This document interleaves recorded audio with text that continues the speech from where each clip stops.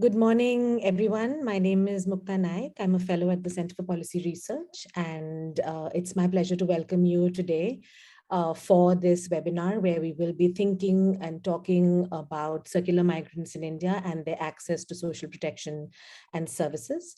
I will leave the welcomes and the formal addresses to our esteemed guests and panelists on the opening session. I'd start with inviting Yamini Aiyar, who is President and CEO of CPR, to give us the welcome note. Yamini, it's all yours.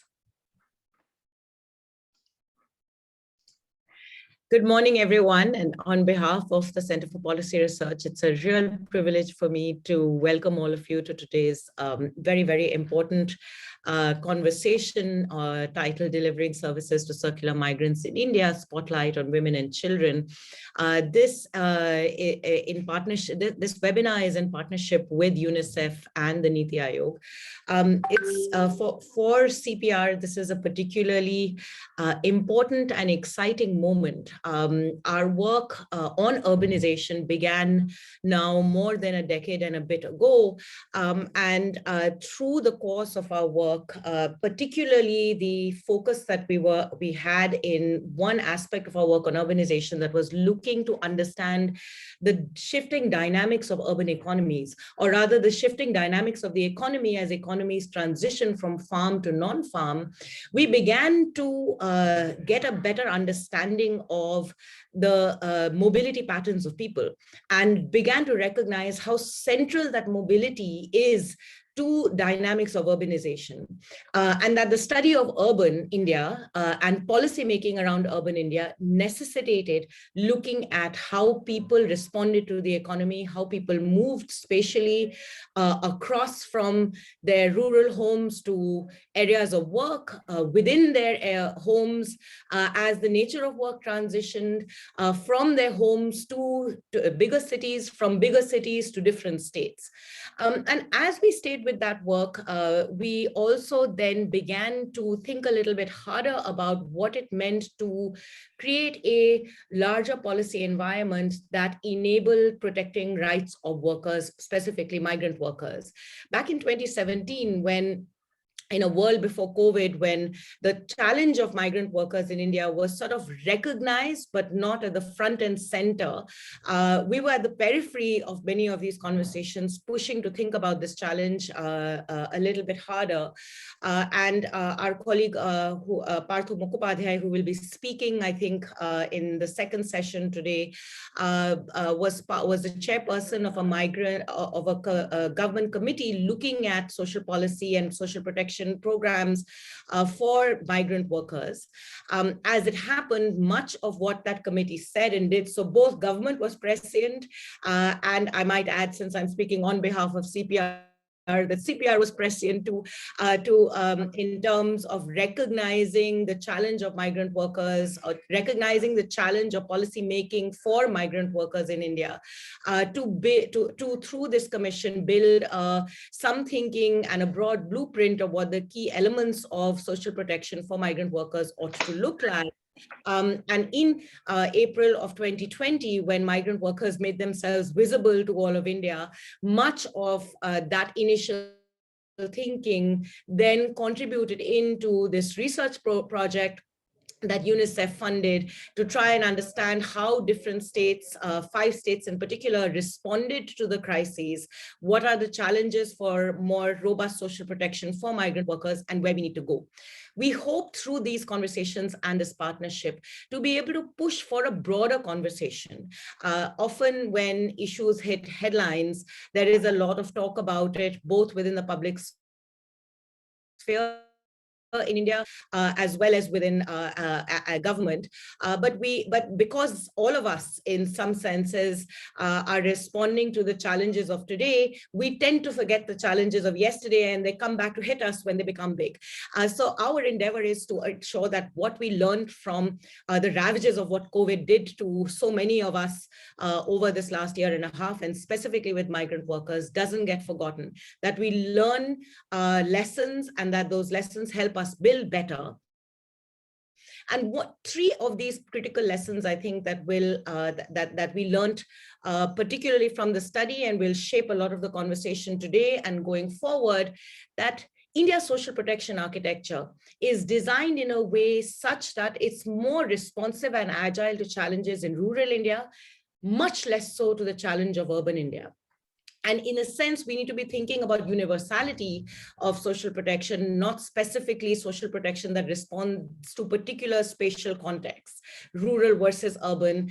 They are actually both interlinked, and a lot of our work on urbanization reminded us of that. After all, much of urban India is not happening when people move to cities. It's when people shift their own economies within the locations in which they are.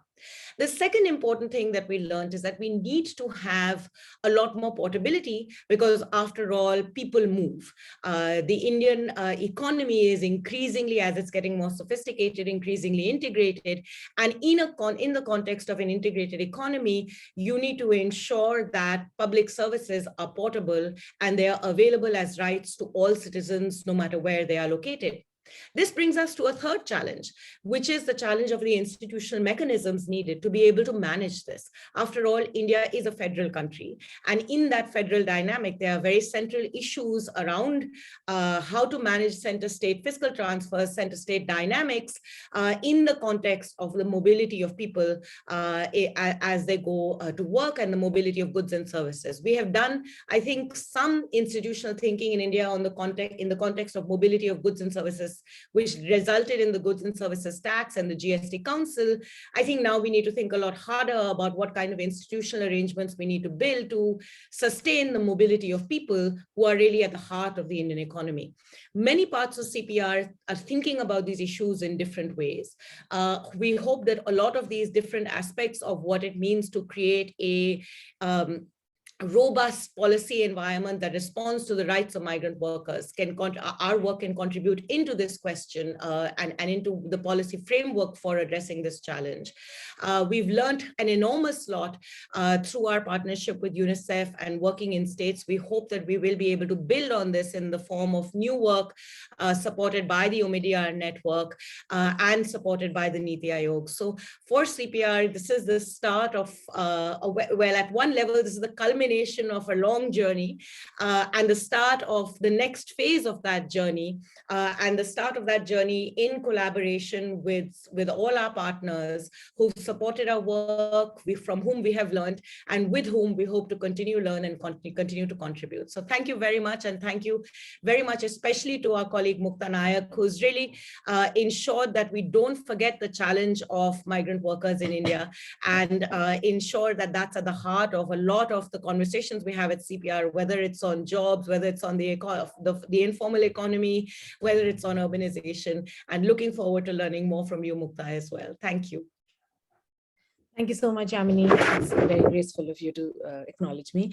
I'd hand over to Yasumasa Kimura, who is the representative ad interim at UNICEF India right now, and ask him to speak a few words at the webinar. Welcome to the webinar today. Thank you. Good morning and welcome to all. I hope you can hear me well. Greetings for the International Migrants Day on December 18th. A few days a bit early, but big congratulations. And I'd like to congratulate Niti Aayog, Center for Policy Research, and our social policy team at UNICEF India in organizing this very timely webinar on delivering service to circular migrants in India. Highlighting the issue of women and children, it's so important. I really appreciate that. This webinar shares and discusses findings and recommendations from two of UNICEF supported studies on portable social protection and understanding the experiences of migrants during the first COVID-19 lockdown across 6 states in India, including Chhattisgarh, Gujarat, Maharashtra, Odisha, Bihar, and Uttar Pradesh. When I look at the agenda today, very relevant, the theme, particularly the technical session two, the challenges of urban governance for migrant inclusion. I went to the Patna and Kolkata last month and really witnessed the challenges of over the migrants in those big cities, in particularly, for the urban governance. It's such a huge challenge they are facing. Migrants contribute their knowledge and skills and networks to build a stronger and more prosperous and resilient communities. During the past months, they have also been at the forefront of the fight against COVID. And yet, migrants are disproportionately affected by the ongoing pandemic, with job losses, discrimination, exposure to COVID, being stranded due to the shelter-in-place guidelines. Often without food, shelter, income, or access to healthcare. The COVID-19 crisis has brought into the fore what we always knew about migrants. Their situation remains risky on account of lack of local identity, discontinuity in access to essential social services, and worsening climate-related risks. Working with national and state governments, our partners and stakeholders, UNICEF has been working to inform policies and deliver programs on health, nutrition, WASH, education, child protection, and social protection services to address some of the most intractable challenges facing women and children affected by migration in 16 states in India.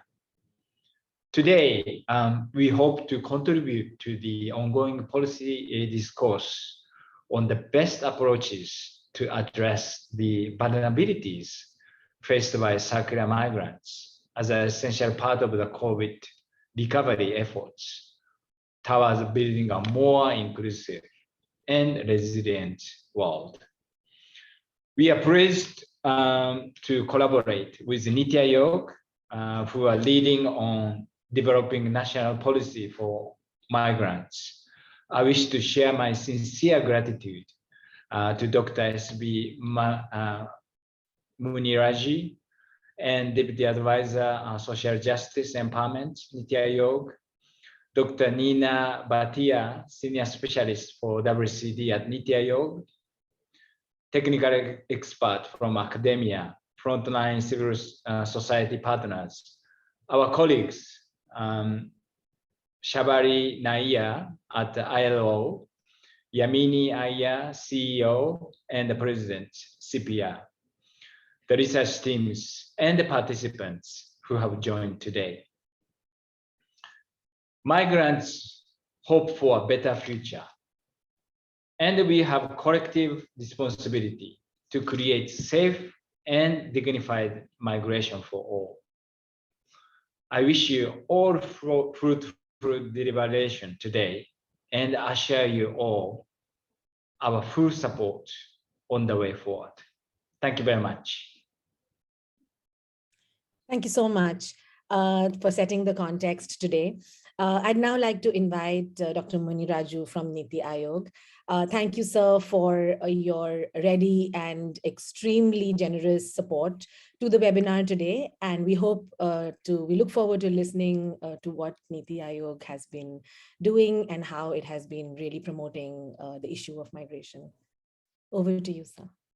Thank you. Thank you so much, Mukta. In fact, I really greatly appreciate the initiative taken by the CPR and UNICEF. Of course, being a national think tank policy making body, Niti Aayog works on the areas which has not focused. Of course, COVID has given a lot of lessons to Indians, and not only in India, throughout the world.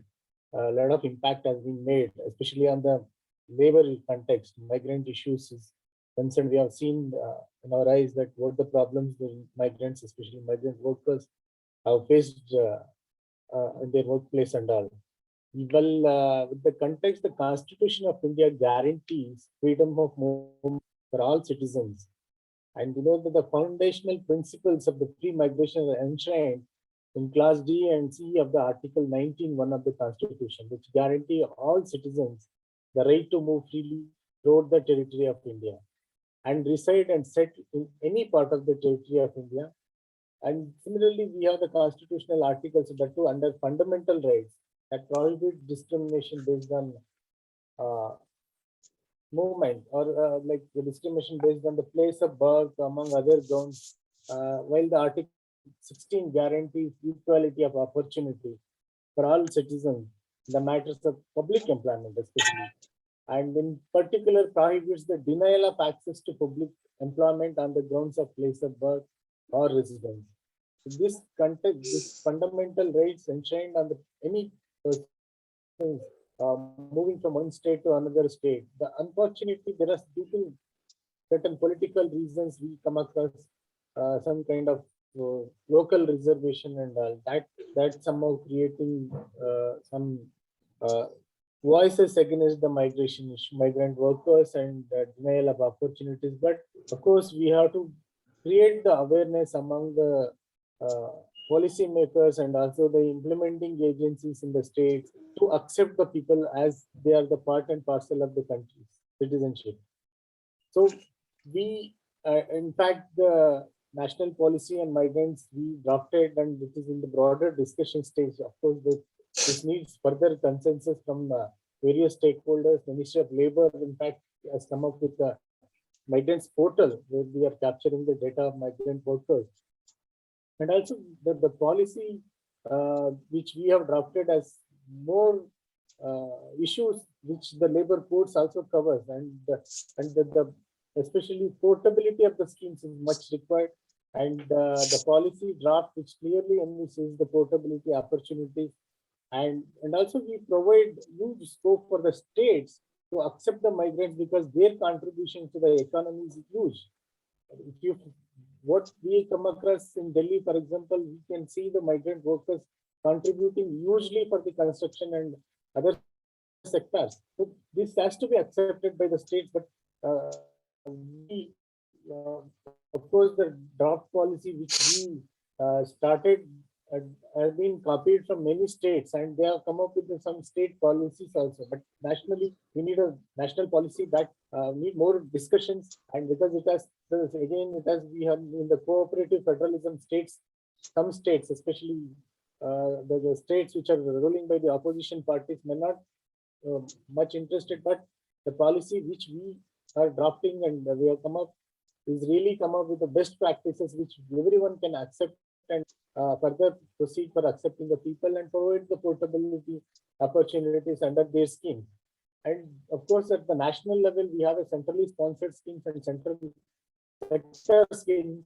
Once the national policy comes, these schemes has to be reframed to benefit all citizens, especially the people migrating to urban areas. Because urban areas, we come across a lot of problems for the labor for the various activities. But ultimately, the migrants are fulfilling those objectives and the requirements in the urban areas.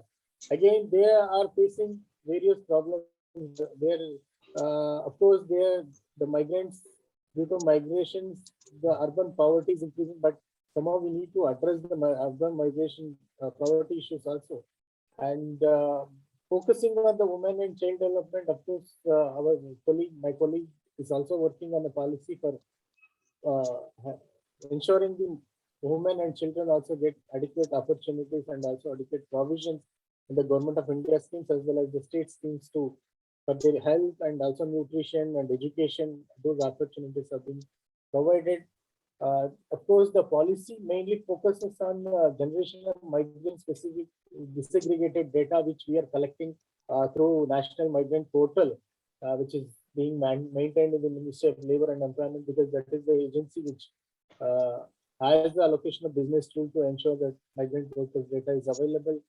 And also we have to reframe our existing schemes, especially central sector schemes and centrally sponsored schemes, which are fully funded by the government of India. The focus should be on the migrants' education, because the education, ultimately the children are the most affected. We provide them good quality education. We provide them access under Sarva Shiksha Abhiyan, midday meal, and also Anganwadi as a ICDS program. Then naturally we can make sure that they get adequate facilities for the educational opportunities as well as the nutrition aspect, and health facilities, the portability of health facilities, because we have come up with Ayushman Bharat and national health authorities working on the migrant issues. Of course, we have to again reframe the health policies. Anyone can go and get the treatment, adequate and affordable treatment in health centers in the states. And again, the food security is the other aspect which we need to ensure that they get. Of course, we have one nation, come up with a one nation, one ration card. So that again protects the interest of the people, especially the migrant workers. And the basic entitlement, like opportunity for housing, is one of the other opportunity, because they are lacking the housing facilities. They have to go for rent and they're not able to do because of the poverty and other reasons.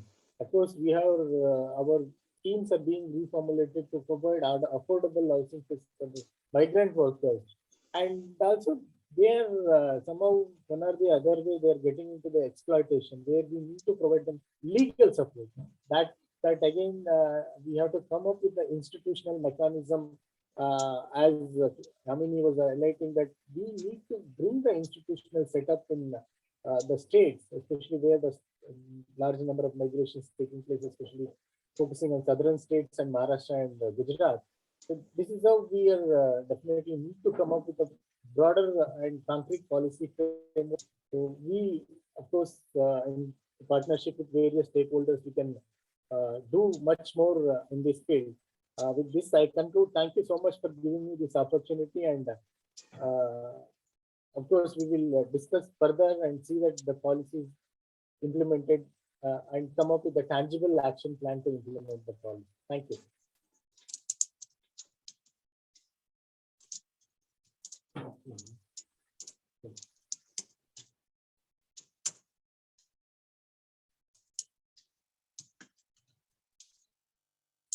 Thank you, sir. Thank you very much for spelling out what the policy, how it's moving, what it's thinking about. There is a question for you from someone when it will be out in the public domain, and perhaps you could take that, because I think a lot of people have that in their mind before we close the session formally and move to the technical session. Would you like to take that? Aspirations for everyone, and even migrant workers, labor union, and of course, Shabari is also in the aspirations to come up with this policy when it will be launched. We had a discussion on this, and we are in consultation with the labor ministry. Of course, labor ministry has raised certain concerns. They have covered most of the issues of migrant workers in the labor codes, because labor codes recently amended. But beyond the labor codes, we have to think. Hopefully, maybe in another few months we will come up with this policy. And besides the policy, we are also working on a tangible action plan to implement the policy. Thank you.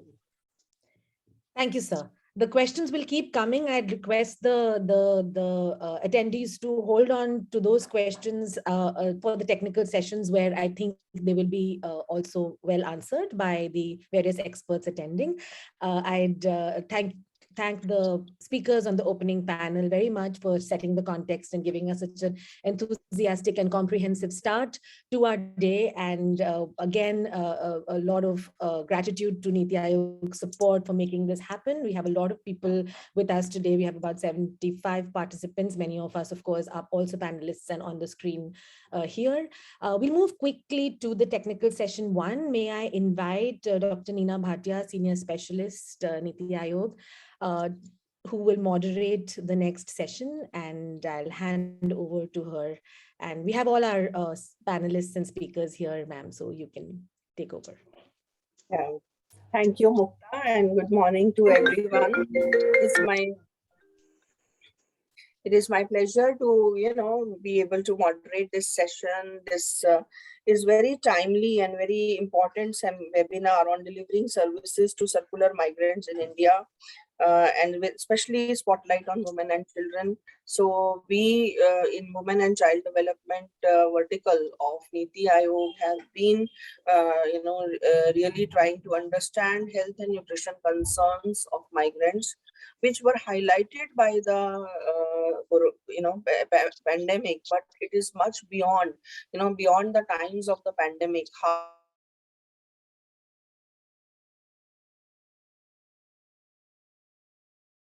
another. So my job has been made easy by the opening session, and I think all the remarks shared by Dr. Yamini, Aiyar, Professor Kimura, and my colleague Dr. Muniraju.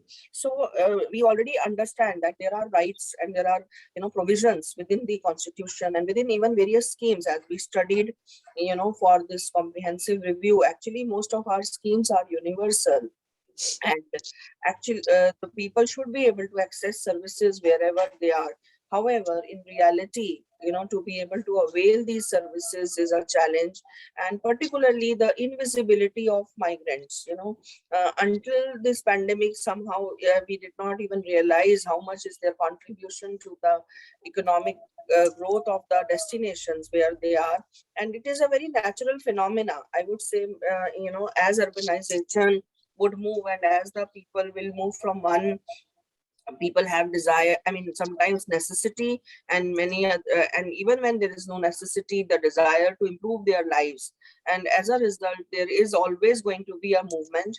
And more than 60, in fact we talk about interstate policies, because their most cooperation and effort is required over there, which is only about 13 to 15% of the overall migration. Within the state, within the same district also there is migration. Huge proportion, more than 80-85% is within the state and within the same district, which is almost 67%. So we really need to kind of focus on and how to make them visible. And as we know that within any vulnerable group, most vulnerable is always the women and children within that group. So I'm very happy that we will be talking about how these, we can visualize these, who are totally invisible to our policies and to our programs, despite having all the rights, despite having universality of schemes. So the timely study by UNICEF on, highlighting their issues is very important. So I'll not stand between the audience and the experts, and I'm happy to invite the first expert, Mukta Naik, who is a fellow from Center for Policy Research, to talk about this issue. Over to you, Mukta. Thank you. This is a bit odd, sending it back and forth between us, but I promise this is the only presentation I'm making, and then I will stay very silent through the rest of the day. I'll share my screen. I hope this is visible to everyone. Yeah. So, it's my pleasure today and my privilege to present the top level findings of the study that we are also releasing today. And I'd request my colleagues to post a link to the document, to the report on the chat box so that everyone can have access to the study. We all know that COVID-19 sharpened focus, especially on the problems of seasonal and circular migrants, and that there is now, as panelists before me, as speakers before me have pointed out, a growing awareness of the need to facilitate safe migration pathways for circular migrants and seasonal migrants. The portability conversation is also not a new one, and we also know that despite the narrative of universality, circular migrants continue to face problems with accessing services on the ground. In this presentation and in this report, we've tried to think about this from the perspective of migrant women and children. What are the specific impacts that on them, and how do we deal with it? What I'm presenting today is based not only on secondary research, around 72 semi-structured key informant interviews across the 5 study states with public officials, NGOs, CSOs, as well as experts who have been dealing with migration The report contains, as Dr. Bhatia was pointing, what central schemes actually say about migrants and what provisions do they already have in their guidelines and in the advisories and notifications related to those schemes, versus what the experience has been on the ground. We've documented the responses of states to migrants during COVID. And as you can imagine, the disparity across those states and destinations, and there was a very rich gamut of responses that the states made, which we've tried to capture. The report has a sectoral emphasis. So we cover education, health and maternal care, food security, nutrition, livelihood and shelter, because it's focused on women and children. The first three take precedence, and there is some on livelihood and shelter as well. But we do not comprehensively cover the debate around labor codes, which is a very important discussion as well to have. In these sectors, we identify good practices and make recommendations. We also glean out from the qualitative material that we collected. These were long, 1.5 hour long interviews, and we were able to tease out the perceptions and notions around migration are across this gamut of different levels of public sector officials and CSOs that we spoke to. And we'll subsequently be bringing out other outputs which speak to some of these things better than the report currently does. As Dr. Bhatia has already mentioned, we are in a situation where social protection works with contrasting logics. On one hand, we have universality. On the other hand, we have eligibility criteria to get those benefits. Broadly, we find that the results of central schemes is inclusive, but there can people please put their put themselves on silent? Yeah. Seema, can you please identify who's speaking and mute them? Yes, Mukta, yes, I'm taking. Yeah. So sorry for that. And we also found, like Yamini had pointed out, the governance differences between rural and urban, which then impact scheme delivery. And my colleague Shamindra will, in the second session, speak a little bit more in detail on what we found. But primarily, we are talking about why women and children are peripheral to the migration discourse. Development economists have pointed out for a long time that women are invisibilized in employment data. And since migration has we have a very economic framing of migration in India. It's handled by the labor ministry. There is a tendency to carry that invisibility over into the discourse on migration. Within migration, also women are seen as marriage migrants, as entities who follow their families, and therefore their experience is not given as much importance as it probably needs to be given, in the policy discourse. Among children also, there is actually a complexity and diversity. Children may accompany parents as migrants. They're often left behind while parents go out to work, and they also move independently for labor as well as education. So this sort of complexity is what we have tried to address. The good thing is that the pandemic, whether we like it or not, and has placed safe migration on the policy radar. That's why there's a policy on the anvil. That's why we're all talking about it. So there is an opportunity here to overcome some of these biases and streamline delivery. On scheme design and intent, we found that these universal rights-based entitlements like health and education, the tendency was to include by assumption. When I say this, what I mean is that because they're universal, there is an assumption that everybody is included. And the scheme design often doesn't factor on ground realities that migrants face. For instance, does the scheme speak to the phenomenon of split households where some members are located in different locations? And are migrants aware of these provisions if the provisions do exist? Circular mobility, we know, interrupts education of children and pushes them earlier into labor. Is the scheme design cognizant of this? Is it cognizant of the fact that migrants may live and work in areas where infrastructure is not really there for delivery? So these kind of on-ground realities need to be factored back. The important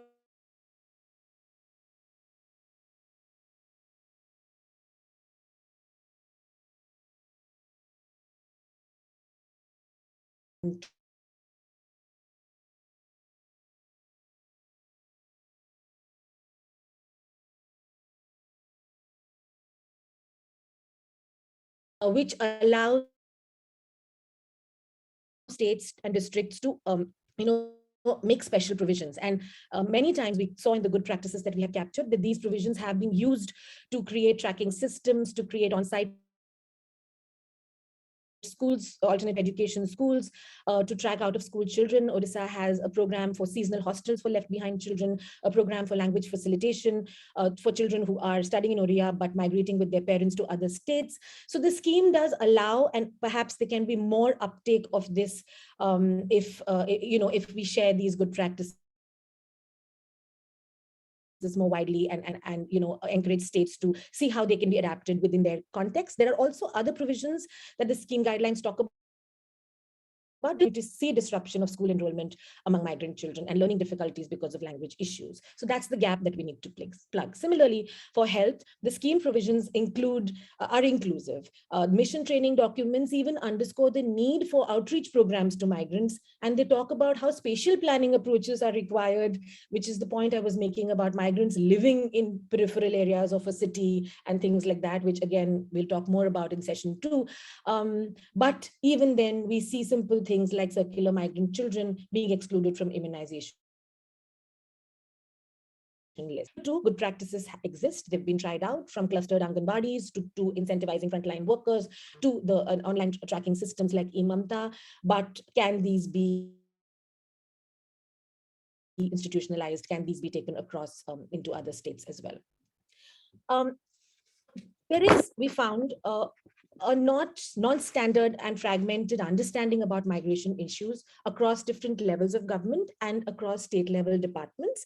Post-COVID, of course, the Labor Department takes care of migrant issues. Often there isn't that much presence of the Labor Department below the district level, and so local governments may not be that cognizant of migrant issues. During COVID, multiple departments at state level actually coordinated in order to respond. Especially we heard from in source states, a lot of departments came together to respond to the influx of returning migrants. And so there was now sort of a new appreciation of the complexity of migration, which we can leverage going forward. We also found the issue of conflicting or inadequate guidelines and advisories. For example, the One Nation, One Ration card, which has been announced and which will ensure portability of the food security through the NFSA. Often, there is not an understanding of what the operational guidelines are and how this will be implemented going forward on ground. So this kind of information gap is also something that we need to work on. But the most sticky issue was the lack of awareness among beneficiaries themselves, especially among circular and seasonal migrants. And how do they get the information? They get it through the civil society, through employers, and collaborative mechanisms between the government and non-state actors are also something that needs to be worked on, which may also help us institutionalize all these pilots and good practices that are currently happening in isolated states or in certain local bodies. In terms of eligibility and identification, this has also been a long-standing problem. We found that lack of domicile documents were a particular issue for interstate migrants. Migrant children of circular migrants often relied on parents' documentation and didn't have their own, which then prevented access for universal benefits. We already know the problem with registration processes and the inclusion of circular migrants in them. But most importantly, the burden of establishing themselves as beneficiaries is a repeated burden that circular migrants face as they move from one place to the other, and there is something that and this is very tiresome for them. Here too, I think during COVID, we documented many good practices on registration, how to make it more broad-based, easier, help desks, etc. But it remains to be seen whether they can be implemented at scale with some level of institutionalization. We heard from state governments, from officials at state level, that there is now a recognition for the need for dynamic and functional data that reflects migration complexities. And there is also an appreciation that only having source level data may not help. A lot of states have tried migration registers at Gram Panchayat level, for instance, and are trying to strengthen those systems. But we also heard that there is a need to strengthen incentives for migrant workers to register at source level if those databases are being created, and that fears of losing source-based entitlements, for instance, need to be addressed when we set up these systems. I'll end with the sort of 5 top level future directions that we think, not just for research, but also for stakeholders to think about. The first is the heart of the problem, that we have portability features, we have universal schemes, but we need a deeper understanding of why the exclusions happen. Second is, how do we strengthen and converge the data set? So many schemes, there's data about migrants scattered across various schemes, various interventions. How do we, bring that together in some way to address this problem? This is also something that the Labour Ministry, as Dr. Muniraju pointed out, is already moving ahead on. Improving the visibility of women and children in data on migration. Mainstreaming the issue of migration across different departments of the state. I think there is now an awareness and a momentum that can make this possible. And lastly, think a little bit more about what collaboration mechanisms between state and non-state actors look like, and how migrants can benefit from this improved collaboration. I'll stop there and hand over back to you, Neena, ma'am.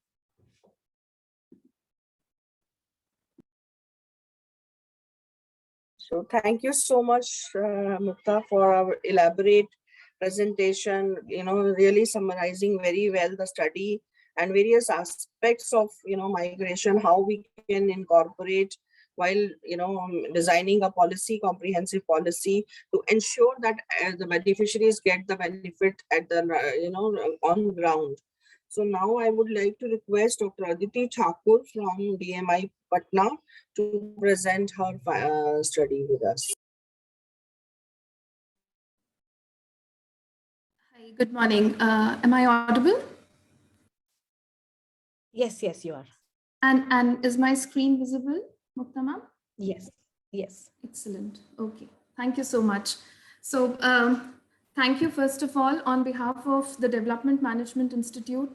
It's a privilege for the study team at DMI to be presenting a very important study in front of the August audience that's present today.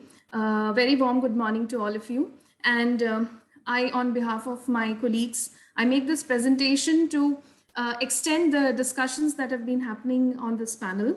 So here we have the information, or we collected, this was a quantitative study supported by UNICEF, and we collected information from the migrant workers who returned to the 2 major source states in the country, from UP and Bihar, in order to assess the emergency response of the state, and how, whether it was of any use, or whether it was effective at all for the migrant workers and their families. So the focus was on looking at the socioeconomic impact on the migrant workers and their families, and we then zoomed into understanding the vulnerabilities that women and children are exposed to.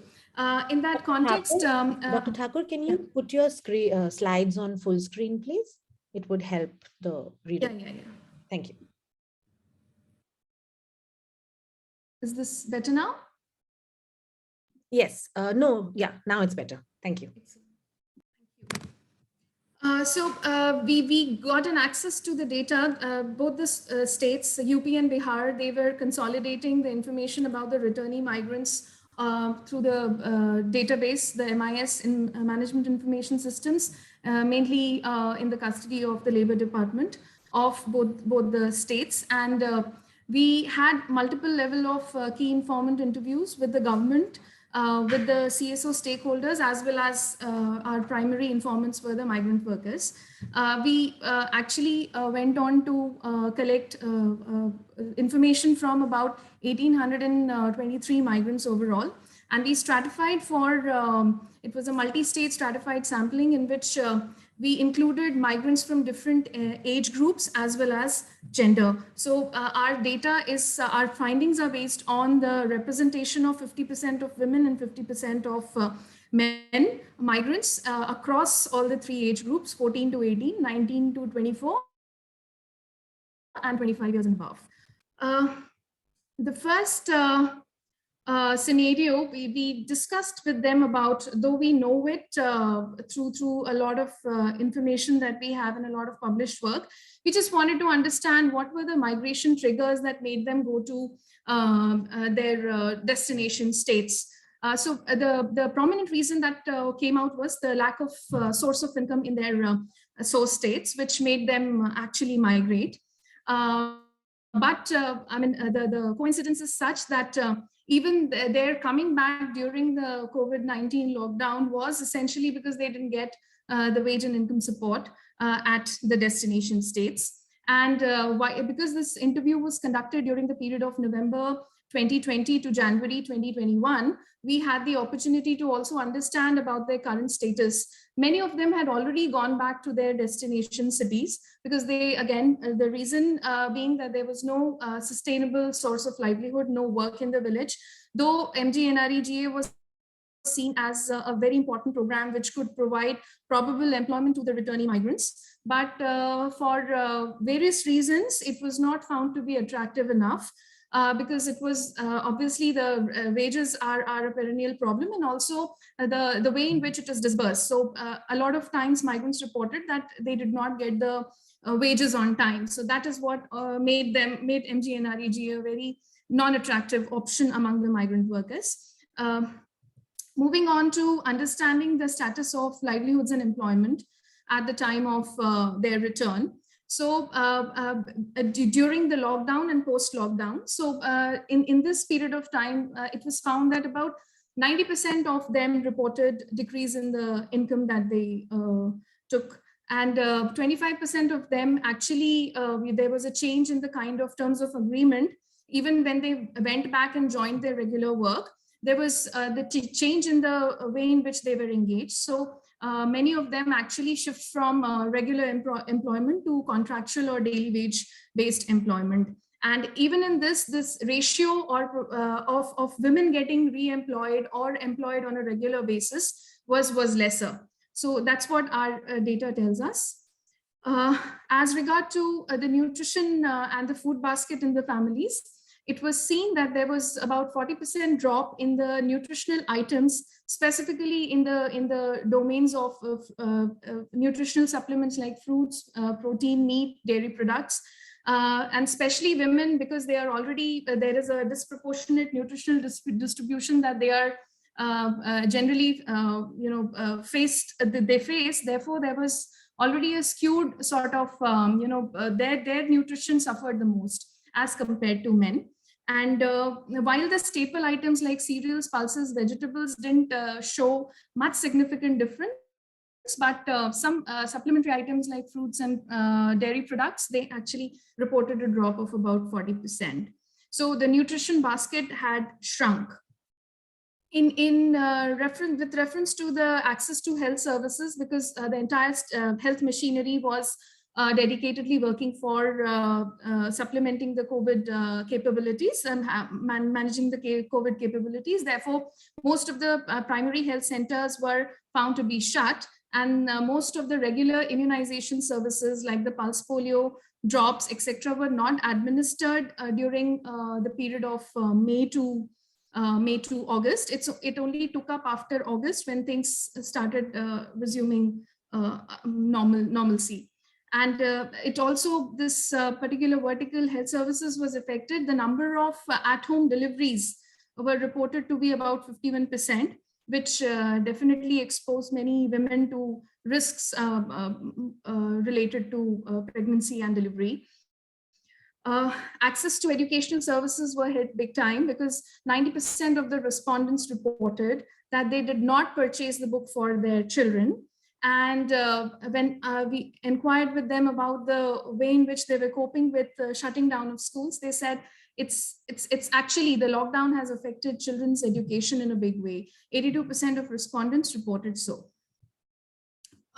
We also zoomed into the lives of underage migrants and tried to understand what are the compelling reasons that make them actually get into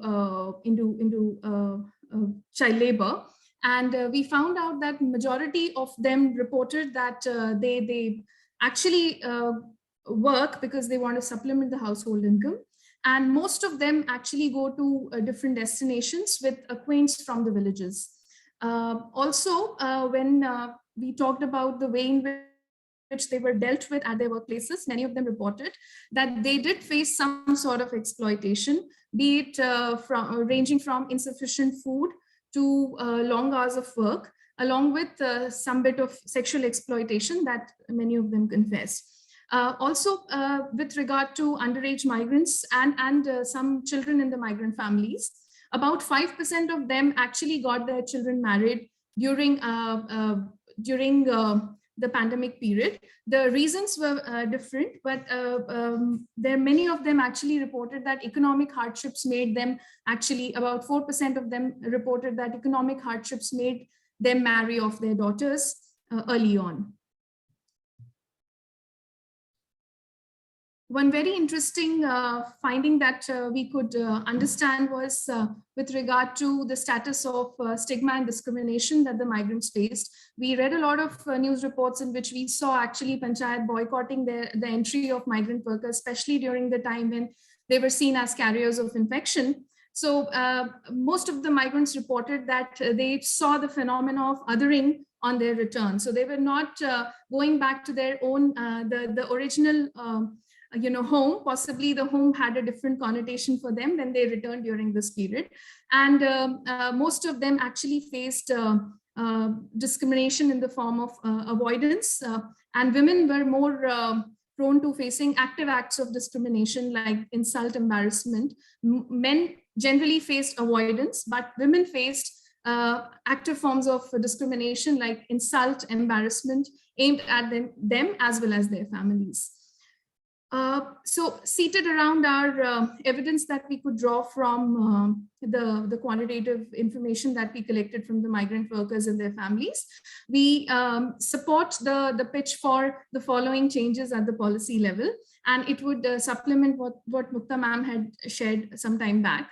So we also found that there was systemic silence, especially with regard to women and children. In fact, when the database was being created for migrant workers upon their return, actually there was no consolidated data or information about the women and children who accompanied these migrants. So it starts from there, and we all know where we are. So what we are proposing is that there has been a lot of pieces of information which is coming in the form of giving the migrants their identity. So we also join that voice, and we propose that possibly giving them an identification would be an important idea. And for that, consolidating the migrants in the form of a database and updating them regularly would be an important idea to pursue. Along with that, it's very important that vulnerable children should be identified at the source level. And for that, it's very important that we look at ways in which we can activate already existing institutional mechanisms like possibly the village level child protection committees or the school management committee housed in the schools to identify such children and ensure that they don't get into that trap. So that's something which we are wanting to say. And then with regard to improving the vulnerability, portability, as Mukta ma'am has said, it's something which is like a very important agenda, and some work is happening on it, though a lot of it has to still happen, but that's something which we also feel is important. And access to healthcare, especially at the destination places, is something that is a must. Because, and possibly this can be done by institutionalizing the role of ASHA workers, even in such settlements where majority migrants stay. So appointing an ASHA worker from their community possibly would give them that access to healthcare, and it can be institutionalized properly. Schooling of migrant children, as again drawing from the reflections from of the previous presentation, this has been reported as an issue, and there has to be a way in which we look at possibly having one nation, one student card kind of an idea, in which students easily get into a schooling system, come out, and then if they are to move to some other city or village, possibly they are absorbed there as well with that much ease. Augmenting employability, because most of them were, there was a mammoth skill mapping exercise that was carried out by both the states. And now with the skill mapping data available with the states, what we are proposing is that it is important that we augment their employability and their bargaining power as workers by giving them some skill development program, and also possibly making the like we had the employment exchanges early on, possibly there could be a skill matching portal which could actually consolidate the information and the skill of each and every migrant and help them find suitable employment. So that's what we propose here. And it's very important, as we saw that discrimination and stigma was something which many women migrants had to face upon their return. We need to develop such systems which will possibly safeguard the interests and rights of women and children at their workplaces. Many of they face a lot of harassment and exploitation even at their workplace, and it becomes important that work sites be equipped with such facilities which will help the systems to uphold their rights. It's also, we are also making a pitch to somewhere legitimize the informal settlements of migrants wherever they are, and so that they have an access to the regular civic amenities wherever they are. With that, I think I'll stop. Over to you, Dr. Neena. Thanks, Dr. Aditi, for a wonderful presentation and, highlighting the concerns that they faced. And at the same time, as already pointed out, government has started the process of documenting their numbers and the portal where they can register. But these insights into how to make the portal more useful and registration are very welcome. Before we take on the questions, I think we would first like to hear our panelists' comments. So may I invite Ummi Daniel, Director, Migration and Education, Aid at Action, to first give their comments, his comments. Thank you, Dr. Bhatia. And I must congratulate CPR and UNICEF for bringing out this wonderful assessment, which carries a lot of valuable information about the child migration. And lots of issues have come, and I would start with the issue and concern that this year, I think after the first wave and second wave, more children have migrated because of the school closure. And today also we are finding more children at the worksite with their parents because the parents says that the schools are closed at the source. So they are forced to bring the children to the work sites. This is a concern, one issue. We have been working in couple of source districts in Odisha with UNICEF, and from the pandemic that we have found out how the database is an issue, and we could able to sort it out by collecting database of returning migrants who came back and segregating the children and women and trying to see that how they get a better kind of support. We are working also in both source and destination in a few corridors like Odisha, Telangana, Odisha, Tamil Nadu, and also in few intrastate locations in Odisha, Madhya Pradesh, Bihar. So what we are finding, yes, I think we have tried out some of the portability issues of connecting ICDS, connecting with schooling, addressing the language issues for the interstate migrant worker. This report has carried out a wonderful piece on that. And also, currently connecting them with one nation, one ration, so that those people who are actually moving to different places would also have an access. But there are problems I could actually bring out, and the studies are also bringing it out. The issue that what we found our learning is at the source area. We are doing this work very closely with Anganwadi worker to monitor migrant, pregnant women, children who are migrating out, and how they would actually be reintegrated back when they come back. Also with the schooling, and Mukta has already said that the seasonal hostel is wonderful program that has come up in Orissa, which actually retains 8,000 children, school-going children in the seasonal hostel. But now the seasonal hostels are closed since last 2 years. So you can imagine that those who is to stay in a seasonal hostel. So the pandemic had changed the entire kind of vulnerability of migrant children and those accompanying children who are accompanying the infant, the adolescent, the children, others are going with the parents. The issue is that I think rightly it has pointed out there are so many issues are there for the portability. One is that we are not considering as a migrant household. Even you see the eSram portal, which has actually captured around 10 crores migrant worker by now in India. And these are all individuals. When you can say men, women, and a particular age has been given. It's very difficult to know that whether how many households are migrating in India, how many households are actually having children, infant, pregnant women are actually moving, so that we need to create kind of avenues where they could actually access all this. Although it is all the entitlements are universal, but access is a major issue. I'll tell you one example here, that one nation, one ration, that we could able to identify people, deserving people within a state, within intrastate location, to connect them with one nation, one ration. When it was 10, 15, it's fine with the block. But when the numbers have gone up, then the block said we don't have allotment for covering so many workers if they are coming back, coming to different places. Okay, we could actually manage with 10 or 15.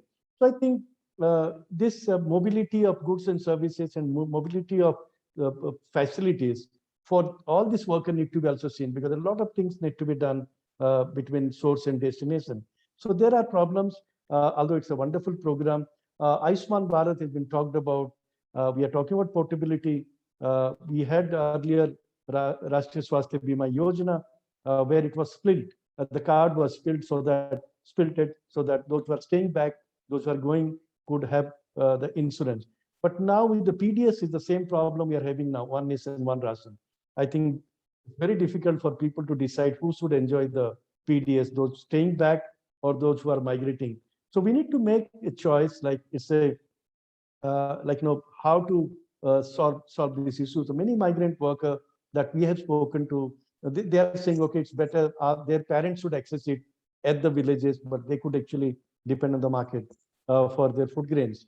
So basically, what we are doing now, we are also working closely with the corporates and the other groups or the employers to see that how they implement certain child-centric programs, how this inclusion could be done with the various government programs, mapping of migrant workers and children. We are running a CCLC, which is the ECC center inside the work site.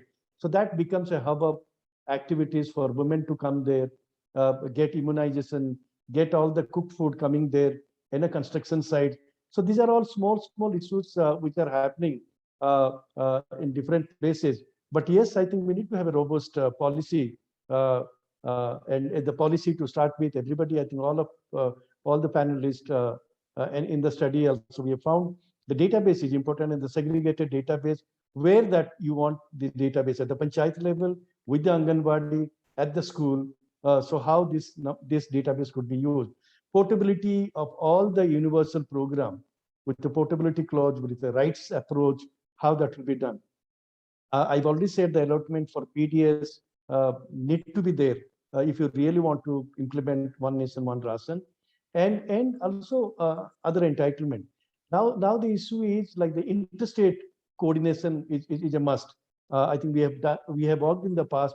There are also like in Odisha, Telangana have worked together on various issues for the source and destination. So in a tiny area, I think of interstate, then the national level. So we are also saying that there should be a separate agency to look into the migrant issue, because during the pandemic, we all have seen that how migrants have suffered badly because of this. So you need to have a separate agency and also a coordinating agency, how they would actually coordinate with states. It's not only entitlement, there are also legal issues. there are also like entitlement. There are also like other issues which are actually affecting large number of migrant families. I say migrant household and also migrant worker. So we are talking about like large number of young people are joining the migration now, mostly adolescent. I think we have seen in tribal area, and they need a different kind of vocational education. They need a different kind of skilling and also counseling happening at the source area. The safe migration strategies are quite important, and few of these issues are I'm flagging up, which I think would be very useful for us to look at how in the Niti Aayog this policy which is being drafted and will be rolled out should capture all things. And the last but not the least, I would actually say the again the issue of Interstate Migrant Workers Act. I know this is an act was not been implemented properly, but it has got some. We cannot throw it out completely and see that more component could be brought in here. It doesn't talk about family, it doesn't talk about children, doesn't talk about women as a whole. How to make it more kind of workable for the interstate migrant worker and also for the intrastate migrant worker. So the citizenship right of all this, I'm talking about citizenship right in terms of accessing entitlement and also various other entitlement which a citizen wants should be assured. So I stop there. I think thank you very much for this opportunity, and I look forward to answer any questions. Thank you. Yeah, thank you. Thank you for sharing your thoughts and the work being done on the ground.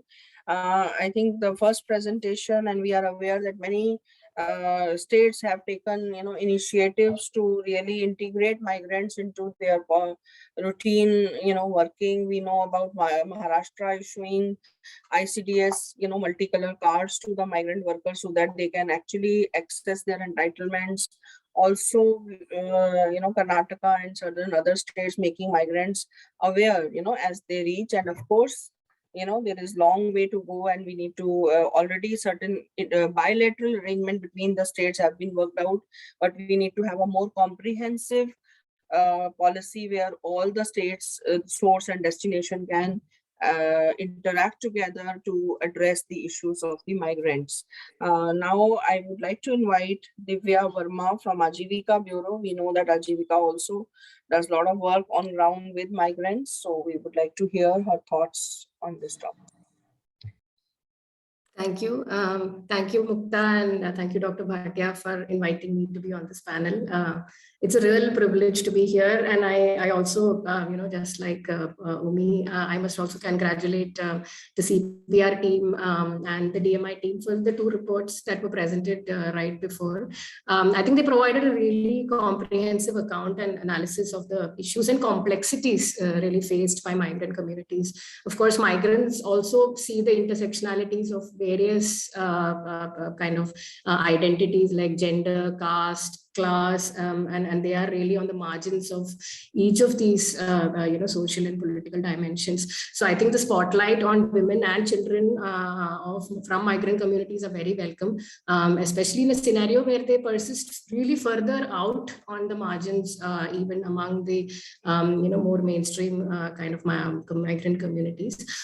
So I just wanted to start with a few remarks drawing from Ajivika Bureau's own experience of working with circular migrant workers in the Western migration corridor, that is between Rajasthan and Gujarat and Maharashtra, and including specific. We have also worked specifically with women and children.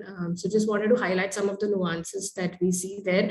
These are not really COVID specific, but we know that many of these fault lines have actually been sharpened and intensified much further due to COVID.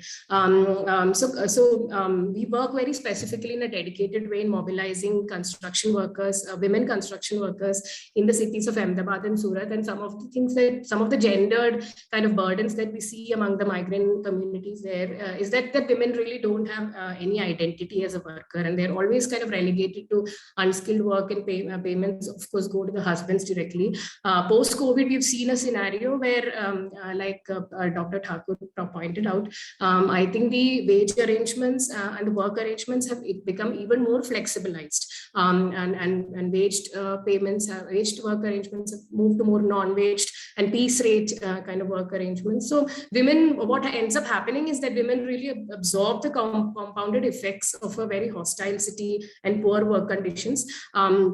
Migrants, of course, slip through the cracks of labor governance and urban governance, and it's really up to the women finally to reproduce their households in very, very frugal conditions, especially when they move from one destination to the other. So what ends up happening is that they are the ones who are really kind of subsidizing the negligence of the state on one hand, and the negligence from the employer on the other, because the employer is also kind of trying to cut corners and maximize profits. Again, as Dr. Thakur pointed out, I think there are several instances of violence and harassment that we see in both source and destination regions, especially among migrant women. And these are some of the elements that should actively feed into the policies that we are thinking about for migrant women and children.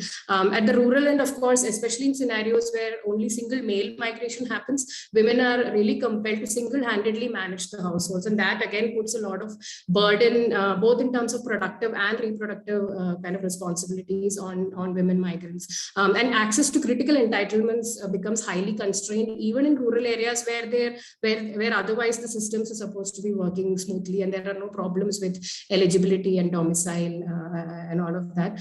I think Mukta also spoke in quite elaborate way about the early childcare entitlements. So again, even in our experience, we've seen that the incentives of ASHA and Anganwadi workers, are, especially in the cities, are really misaligned to the transient nature of the lives of migrants. For example, they are incentivized to continuously vaccinate or provide immunization to pregnant women and children. But given that migrant communities are so mobile and they move from one place to another, the ASHA workers simply don't have an incentive to continuously kind of vaccinate them. Also, technically, I think the National Health Mission is a decentralized kind of a policy which does empower the ASHA worker to really enumerate migrant settlements in their purview. But what ends up happening is that it simply adds to the burden of the ASHA worker herself. And in a scenario where they are not incentivized or even remunerated properly, they really don't have many incentives to kind of provide these services to migrant communities. So again, the recognition of slum settlements where migrants live is also another big issue, because they are not recognized as a formal, living area. So I think in the purview of urban governance, they're not really enumerated or not recognized in order to be providing any kind of urban services or public provisioning, which again in disproportionately affects the women and children who are on the margins. I think, everybody talked about the One Nation, One Ration card. Of course, the idea is very promising. And at Ajivika Bureau, we have really tried to try and operationalize the ONOR and its provisions. But I think some of the gaps that we found on the ground is that there are really no institutional mechanisms in place, especially with respect to the incentives of the ration shop owners in the source areas. Because incentives there also have to be appropriately designed, because when a migrant tries to get the food entitlements from the city, what ends up happening is that the ration shop owners at the rural areas are threatening them that they would be deprived of their entitlements under the Indira Awas Yojana or any other rural kind of schemes, because they're threatening that their names will be cut off from the ration cards in the rural areas. So making sure that those incentives and systems are institutionalized properly will really go a long way in really realizing the promise of the One Nation, One Ration card. Also, I think when we talk about migrant workers, we don't really talk enough about their political agency or the lack of it, especially in cities. And I think the one major reason why they are not able to influence policies is also because they just don't have voting rights in the cities. And if that if ensuring voting rights are not going to be realized in the near future, we have to really think about other institutional mechanisms or community-based mechanisms where such political leverage can be ensured for migrant workers or on behalf of them. So some of the kind of measures that Ajivika Bureau has been trying out is in terms of collectivizing women workers, collectivizing circular migrants, and really leveraging on these platforms to advocate to municipal authorities in the form of trade unions, in the form of worker collectives, using the creches at work sites, in open space settlements, in unregulated slum areas, using them as platforms for mobilizing women, both as parents of the children, but also as migrants and workers in their own right, to really advocate and demand an activation of public provisioning for them. And again, Mukta also talked about the big kind of contradiction between universalization and portability and eligibility, and how migrants fall through the gaps. So I think universalizing public provisions are not only important from a citizenship point of view, but also in terms of simply kind of reducing burdens for migrant women in the urban destinations. So I think, we all know that pandemic and the resultant recession has really shrunk, work for migrant communities, but the spotlight also simultaneously on migrants that the pandemic had brought about is also gradually reducing. So we need to really, I think, as all of us as concerned citizens and stakeholders working on this issue, have to ensure that the spotlight remains on these vulnerable communities. Many policy measures were enacted in a disaster mode as short-term kind of temporary measures, but we should also move from being exceptions to norms, and we should also form the foundations for a comprehensive policy for vulnerable migrant communities. I'll stop here. Thank you very much, and over to Dr. Bhatia. Thanks, Dr. Divya, for sharing your insights from the groundwork that Ajivika is doing. Now, I would like to invite from Disha Foundation, who is also doing remarkable work with migrants, Ms. Anjali Borhade, to hear her views on this issue. Thank you, madam. Good morning, everyone. First of all, I congratulate CPR, UNICEF for producing remarkable report on the children and portability and social security issues. Since all the speakers and panelists have already set the context in terms of this important issue, I will not rediscuss it, but I would have my humble submission in terms of women and children health issues. In respect to our own experiences of working on these issues since past many years, and I would like to specially provide my insights on the intervention study, which was pre and post intervention on the women and children health issues in almost 13 cities in collaboration with Indian Council of Medical Research. Our main objective of this intervention research was not just to understand what are the mother and child health issues among the migrant population, and we had two categories, both interstate women and also intrastate women, just to understand what could be the difference between these two categories of population. And we had a particular focus on the pre and postnatal care and child health and immunization as well. So the major finding was the institutional deliveries, and we found that the interstate women are facing a challenge for the institutional deliveries, and even in the heart of the cities, and especially on the construction sites or the other work sites, even today women are having home deliveries, and it's mainly because of the lack of awareness about the various schemes or government health programs available for the institutional deliveries for women. Regarding immunization, as some speakers have already highlighted, polio is a remarkable example in India for the universal coverage. But besides polio, we identified that for other immunizations, the migrant children are still missing out.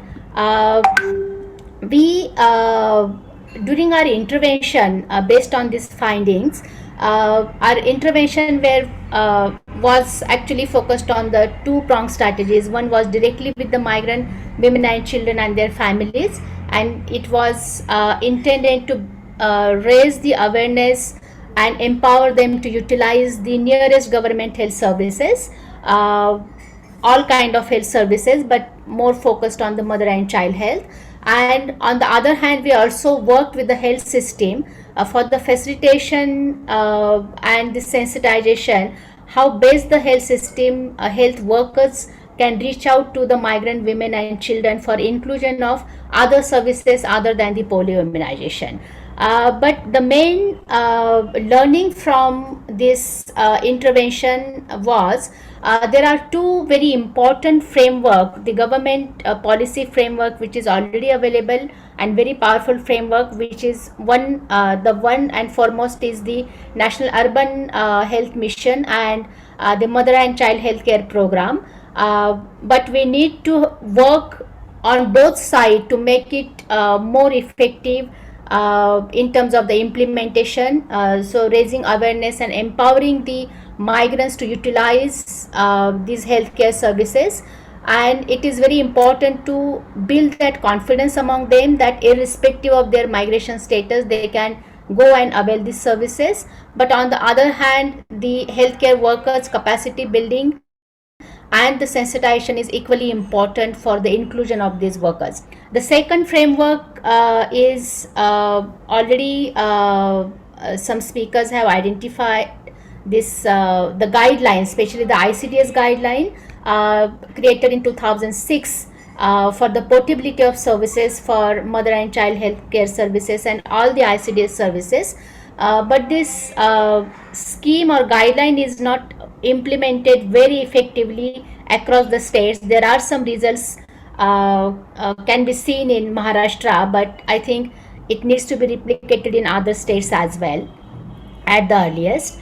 The key recommendations from this intervention was creating a more powerful IEC material for the awareness and empowerment of migrant workers, but also we need to work with their employers, whether in terms of construction sites, agriculture sites, or hospitality sector or the domestic sector. So employer is also very important stakeholder in this intervention.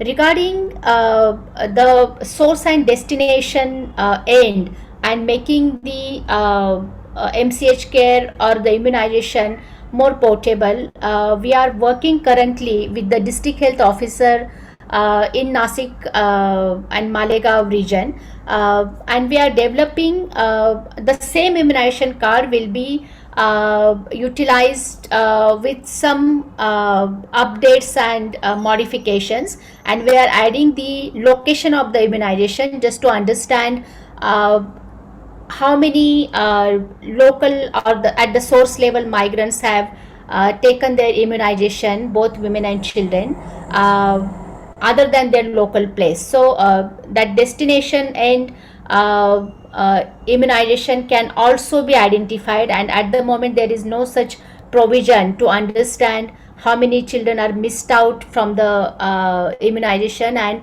if they already got the immunization at some other place, that provision is not available on the card. So we are just doing a small pilot to using the existing card and understand how best we can build some collaboration between source and destination Anganwadis. And with this initiative, we are also creating an awareness and the communication mechanism between the source and destination Anganwadis, so that there is a seamless access between seamless access for the migrant women and children to avail these services, whether they are at the source village or in the city. I will stop here, but a very small another submission I would like to make. Post-COVID times, WHO India Office and Disha Foundation implemented a pilot project to address health and the social determinants of migrants' health, particularly the legal support, access to social security, and the financial inclusion. And besides that, we have witnessed, we all have witnessed the huge contribution of NGOs to support migrants during the COVID crisis. Though most of it was on a short term, but we noticed that now NGOs are willing to work with migrants beyond COVID support, but there is a limited capacity in terms of the experience, understanding on migrants issues and the government programs and policy frameworks as well as the resources. So to address this gap, we have developed a comprehensive manual for NGOs. This manual will be available in booklet as well as in video form for the handy use of NGOs, and it will provide practical handholding support on how civil societies may address many challenges related to labor migration, including mother and child health issues, tuberculosis, or other health issues, social security, legal support, etc. So how civil societies can provide more meaningful support to migrant workers in line with the government's existing programs and policies in India. This manual will also provide various case studies from field for promoting migrants' rights as well as examples of good practices and initiatives undertaken by government as well as by various NGOs to inspire them to similar action and engagement.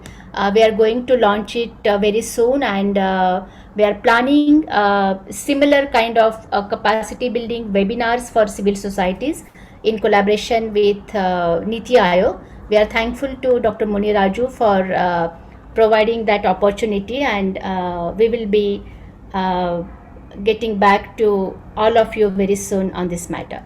Thank you again for this opportunity.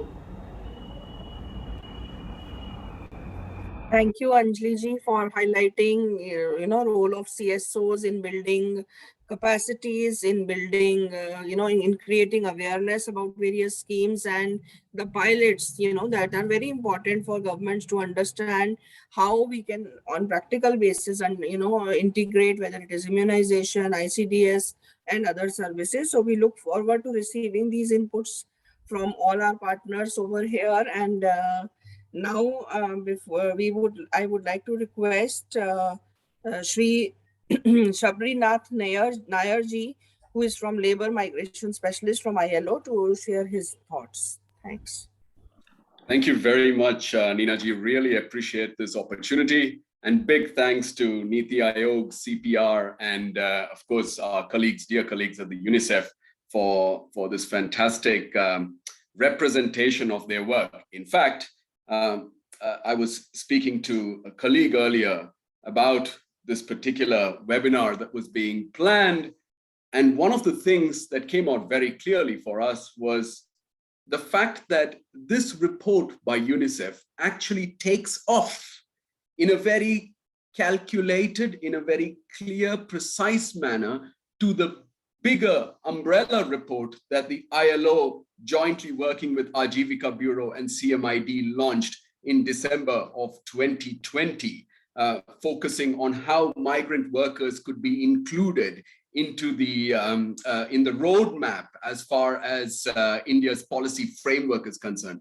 So to Mukta, UNICEF colleagues, excellent work, and really glad that we are complementing each other through these reports. And I think that was important to be pointed out. So Muniraju, sir, you don't have one, but you have two additional reports now with regards to making sure that the national policy reflects there's enough support from all sides in terms of making that national policy, the work that you're doing on internal migrant workers, a reality, and that action plan that you spoke about. In fact, one of the things that comes out also very nicely in this conversation is the fact that this is actually being organized on this, just around the corner, we have the International Migrants Day. That's the 18th of December.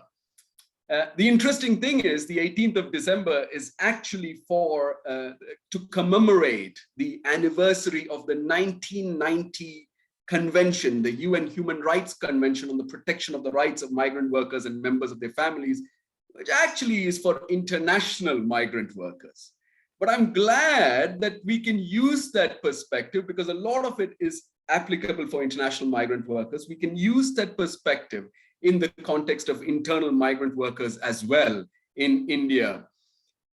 And therefore, I also wanted to say that we are coming out of the Human Rights Day, which was celebrated on the 10th of December.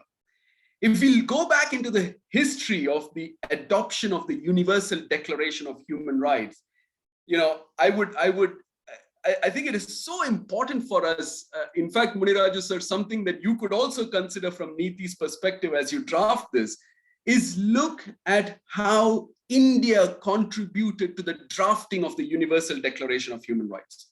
In fact, within that context, Article 1 of the Universal Declaration of Human Rights starts by saying all human beings are born free and equal in dignity and rights. Interestingly, it initially was all men are born free and equal. It was the government of India at the time that pushed for changing the term men to human beings, keeping in mind the importance of the role of women. This is way back in 1945. Going forward from there, the very same Universal Declaration of Human Rights has a very concrete article number 23, which has 4 clauses, almost entirely focused on work and the right to just and favorable conditions of work. In fact, there it was the Indian delegation that actually pushed for a separate clause saying that women should be paid in equality to that of men. Equal pay for equal work for both women and men. Unfortunately, that did not make it to the final cut of the Universal Declaration of Human Rights. And finally, Article number 13, which encapsulates the freedom of movement within the Universal Declaration of Human Rights, talks specifically about the right to freedom of movement and residence within the borders of each state. And guess what? Once again, it was the government of India, well, the British India at the time, that actually pushed for this. It was the Indian delegation that pushed for freedom of movement to be recognized within the borders of a state, that actually made it to the Universal Declaration of Human Rights final draft.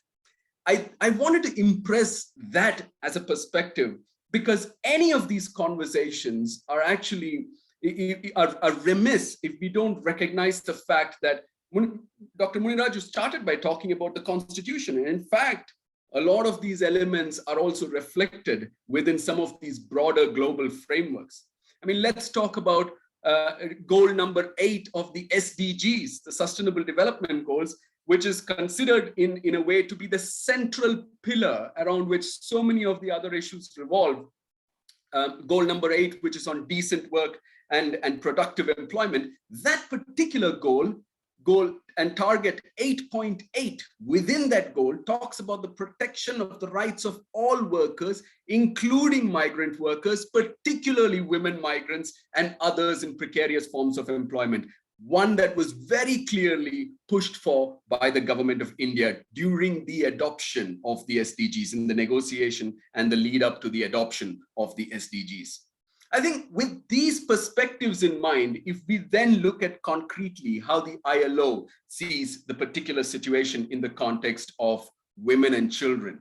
In fact, in April 2020, we were asked by the National Commission for Women to come up to support them to draft a set of guidelines for women migrant workers, particularly women and girls who were affected as a result of the first lockdown that was initiated by the government of India in March 2020. And we came up with a set of 13 subheadings. Now, those, I won't go into the details, but just to give you a background, it included 1, awareness building, 2, working conditions, 3, accommodation, 4, food and cash, 5, water and sanitation facilities, 6, prevention of violence and harassment, 7, transport, 8, healthcare, 9, welfare, 10, quarantine measures, 11, mental health, 12, communication, and 13, role of government authorities, central, state, and local authorities.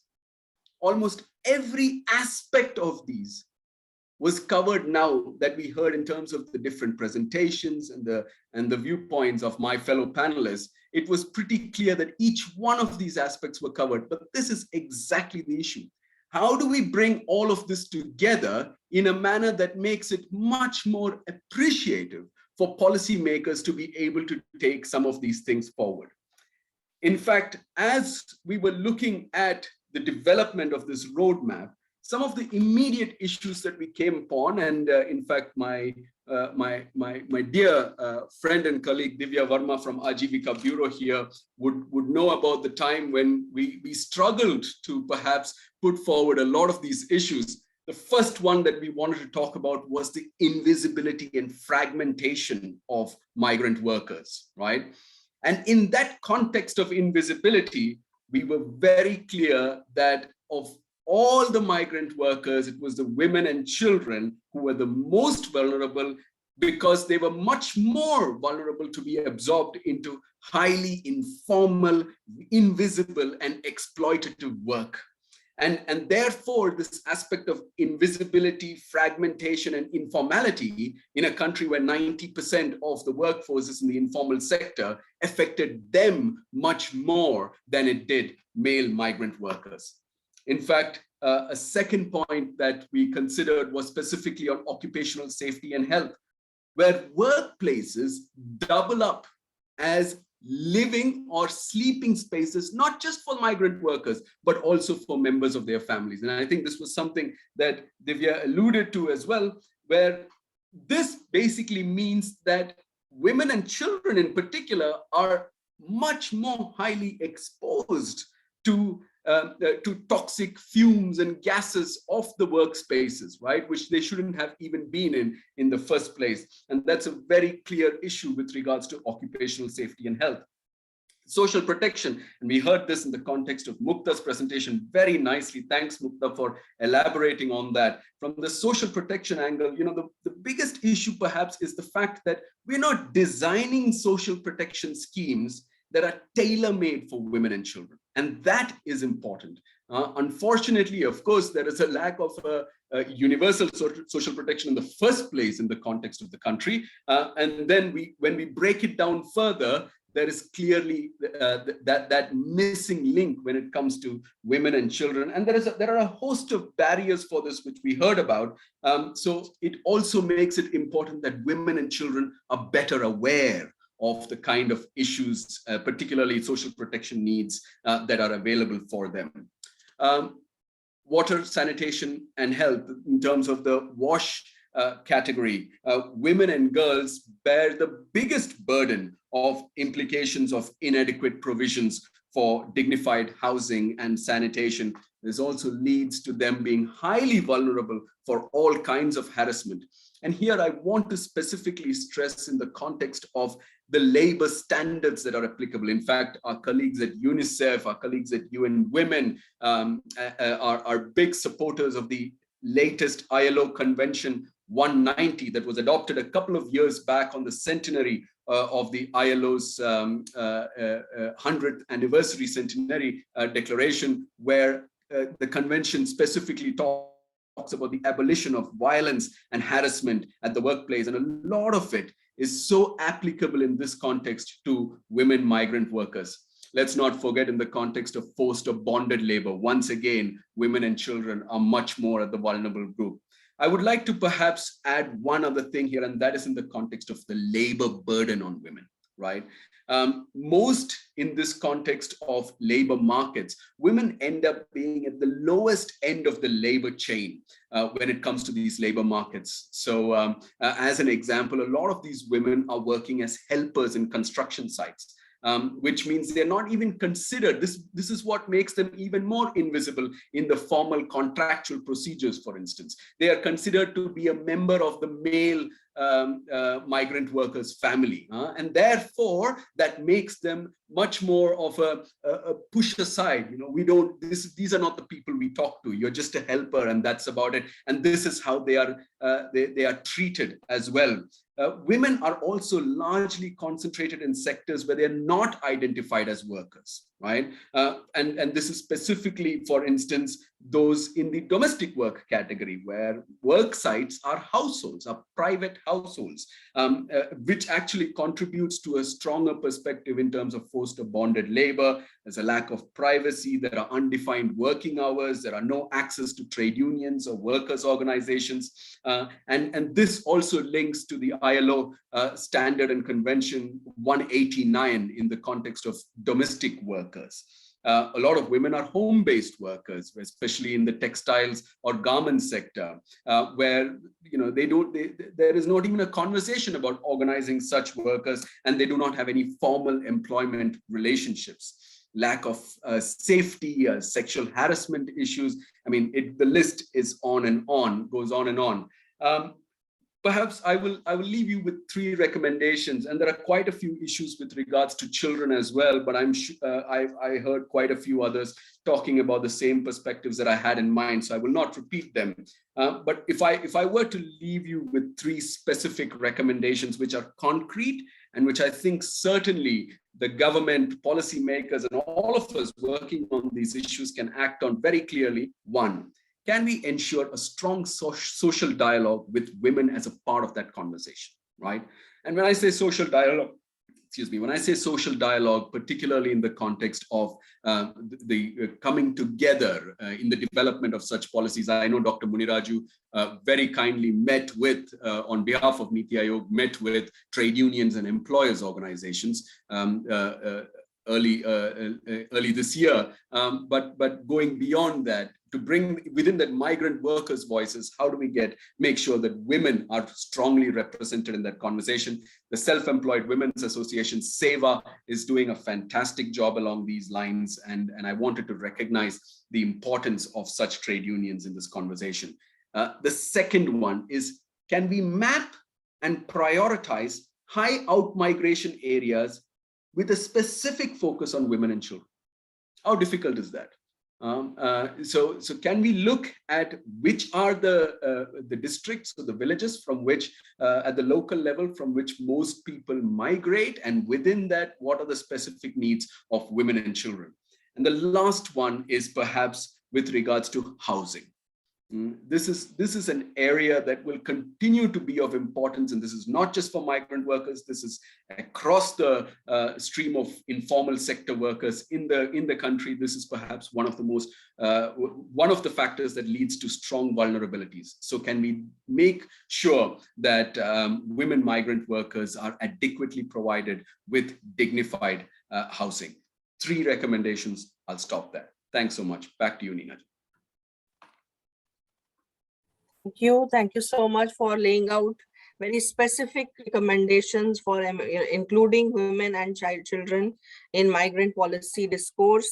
And I think we had a very, very useful session, trying to bring in the experiences, the studies, the best practices from the states, the role of civil society, and role of, I would say, each one of us, including the governments and civil society, to work together to make sure that migrants' interests are protected in the policy space, and policies are designed in such a way. So already the government has made a beginning by, starting with migrant registration, with ONORC. We know that there is a long way to go, and there are a lot of further fine-tuning that can be done, but each of the experience and the studies that have been shared here will provide an input to improve upon and make sure that services are delivered to those who need the most.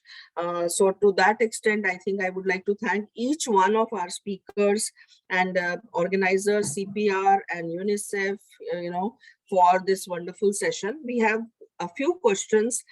Given the time constraint, perhaps we will take 1 or 2 before we close this session today. So there is one on which, it's open, anybody can answer. Is there any universal information system where beneficiaries of various schemes can see if they are enrolled or not? So is there a way in any state or any example where, if the speakers are aware and they would like to talk about? It's an open question, anybody can come in.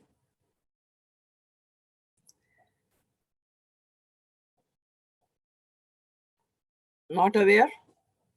So perhaps that also highlights to a need where, migrants themselves can log in. But I know that now a lot of state initiatives have been taken to make them aware, to make them with the kids where what are their entitlements and all, but whether they are enrolled or not, that is another thing which we can aspire to and build in. Another one is on what measures can be taken to undertake measures can be undertaken to protect the rights of children working on their own, where the special legislations like Child Labor Act falls short to protect the interests of children. So again, this is general. Many of the other questions were already answered in some way or the other, so I'm not going into the details of those. But on children's rights and beyond Child Labor Act, anybody wants to add? I think if children are working in any sites, anywhere, I think that's the first thing, that how you identify them. Yeah, so there are a lot of bottlenecks. Once you identify them, then you can connect them with the law and like the department who are dealing with child labor. So that's a zero child labor kind of thing. If you really want to take them out from those, but they're mostly invisible, and there are sectors which are their employed also are also very difficult to identify. They are also invisible. So it's a challenge for us. Children of their own, they're recruited from the villages, taken to the cities, and whichever sector they are working, once they are identified, I think that they could be rescued, they could be repatriated or provided rehabilitation. That's Yes. yeah. Thank you. So I'd like to just quickly share maybe a small 1 or 2 slides. Is my slide visible? Just to, summarize the session and say that, broad, is it visible? Yeah. Yes.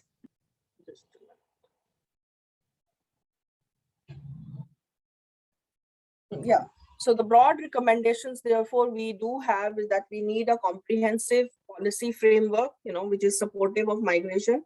In fact, we need a migration lens in all the policies that we make, because as the issue is too complex, and housing or health, education, social security, safety, all aspects are there. So whatever policies we have, we do need a migrant framework to be part of that, and we need to have migrant specific data which goes much beyond just the registration, but is also able to acknowledge the families, the women and children who are invisible to the system, and to make sure that all entitlements and things are made aware of to the migrants, and they can also track these.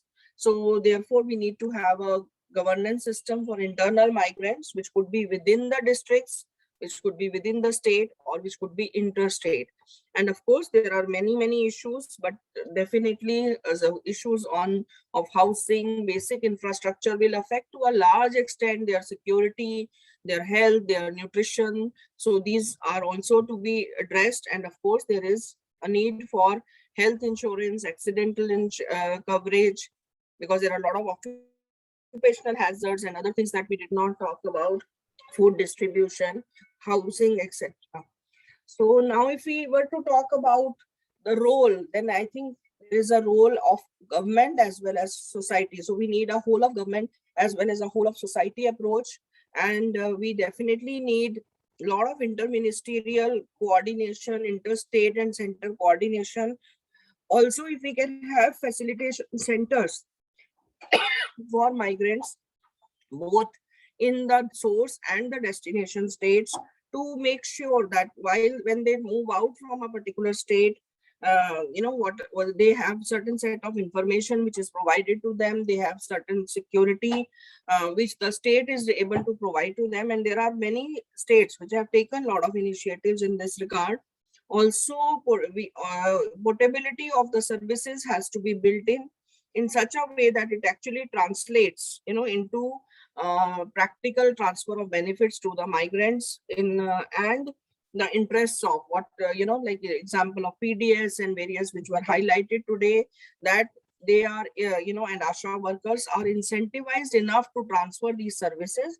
But we cannot also do without the role of communities, panchayats and employers, because many times employers themselves want to keep the migrants as invisible for some, because of informality of work and all. So we need to look at all those, and most important, the role of CSOs and others in building awareness among migrants about their entitlements, linking them to the system, and making sure that we really take care of this very important section of our society, contributing so much to the GDP, and who have somehow been neglected. But we have to work both in the urban as well as in the rural context to maybe create more employment opportunities in the rural areas, more infrastructure development, so that there is less need for distress migration, and there is enough opportunities perhaps at the source itself. But at the same time, we also acknowledge that no matter what, urbanization will continue, migration will continue, and when they come to the urban areas, there is a proper security and system, and there is an ability within the states protection that provides them some bargain power, and they are not exploited. I think with that, I will these are the key points. Just I will stop sharing. So with these points, I think today's session has been very, very extremely useful. And we at Niti Aayog would are working towards, developing this comprehensive policy. My colleague, Dr. Muniraju, is leading the effort for the entire policy space, and within the WCD, Women and Child Development, I will be there, and we will look forward to hearing more of such examples where we have been able to build these systems, and we have been able to pilot some of these things where this portability can actually be translated, so that we can incorporate these in the policies as they develop. So thank you to each and every one of you, and thank you CPR for inviting, and UNICEF for inviting me to be part of this wonderful session. Thanks. Thank you, Dr. Bhatia. That was a very, very rich session. I think there have been a lot of comments, in both the chat and the Q&A boxes. So at our end, we will compile these and we'll circulate it back, as a post-event sort of a note. There are suggestions for Niti Aayog, there are suggestions for various levels of government, CSOs, etc., which we'll have to, glean out of all those comments. So thank you everyone who has engaged with both in the chat and the Q&A, and if there are some unanswered questions, I'm hoping that they're unanswered because there probably aren't any answers right now, but that's what we are working towards. Thank you, Dr. Bhatia, for taking out time. I know you're officially on leave and you're doing this despite that, so an extra thank you for that. And thank you, dear panelists, for your passionate interventions and informed interventions today. We can move to the next session. Our panelists are here. I will hand over to Partha Mukhopadhyay, my senior colleague from CPR, to take over and conduct the session. I think we are missing Sudhir Katiyar. He should be joining soon. I'll follow up with him, Partha. Meanwhile, over to you. And thank you for doing this.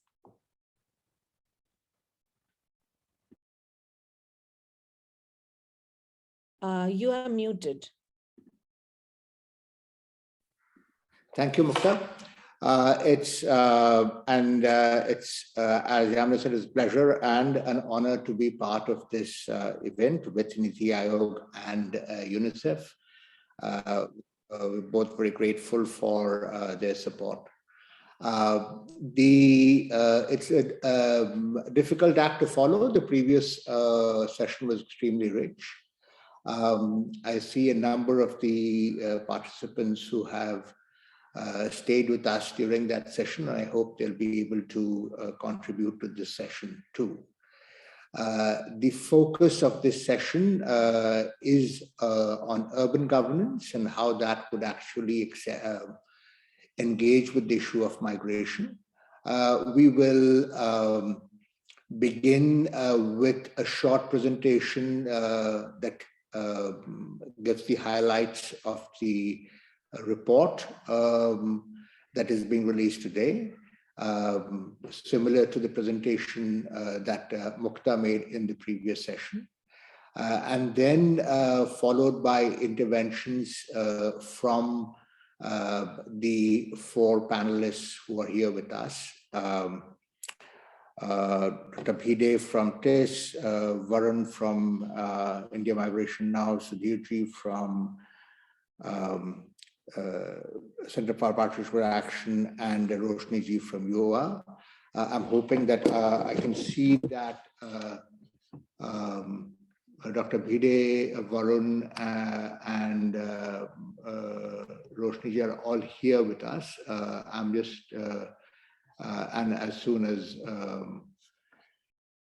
Mr. Katiyar joins, we'll start the quick rules of the session. I will request all participants to make sure that they are muted, and please type in either in the Q&A or the chat the question that comes to you when the participant is speaking.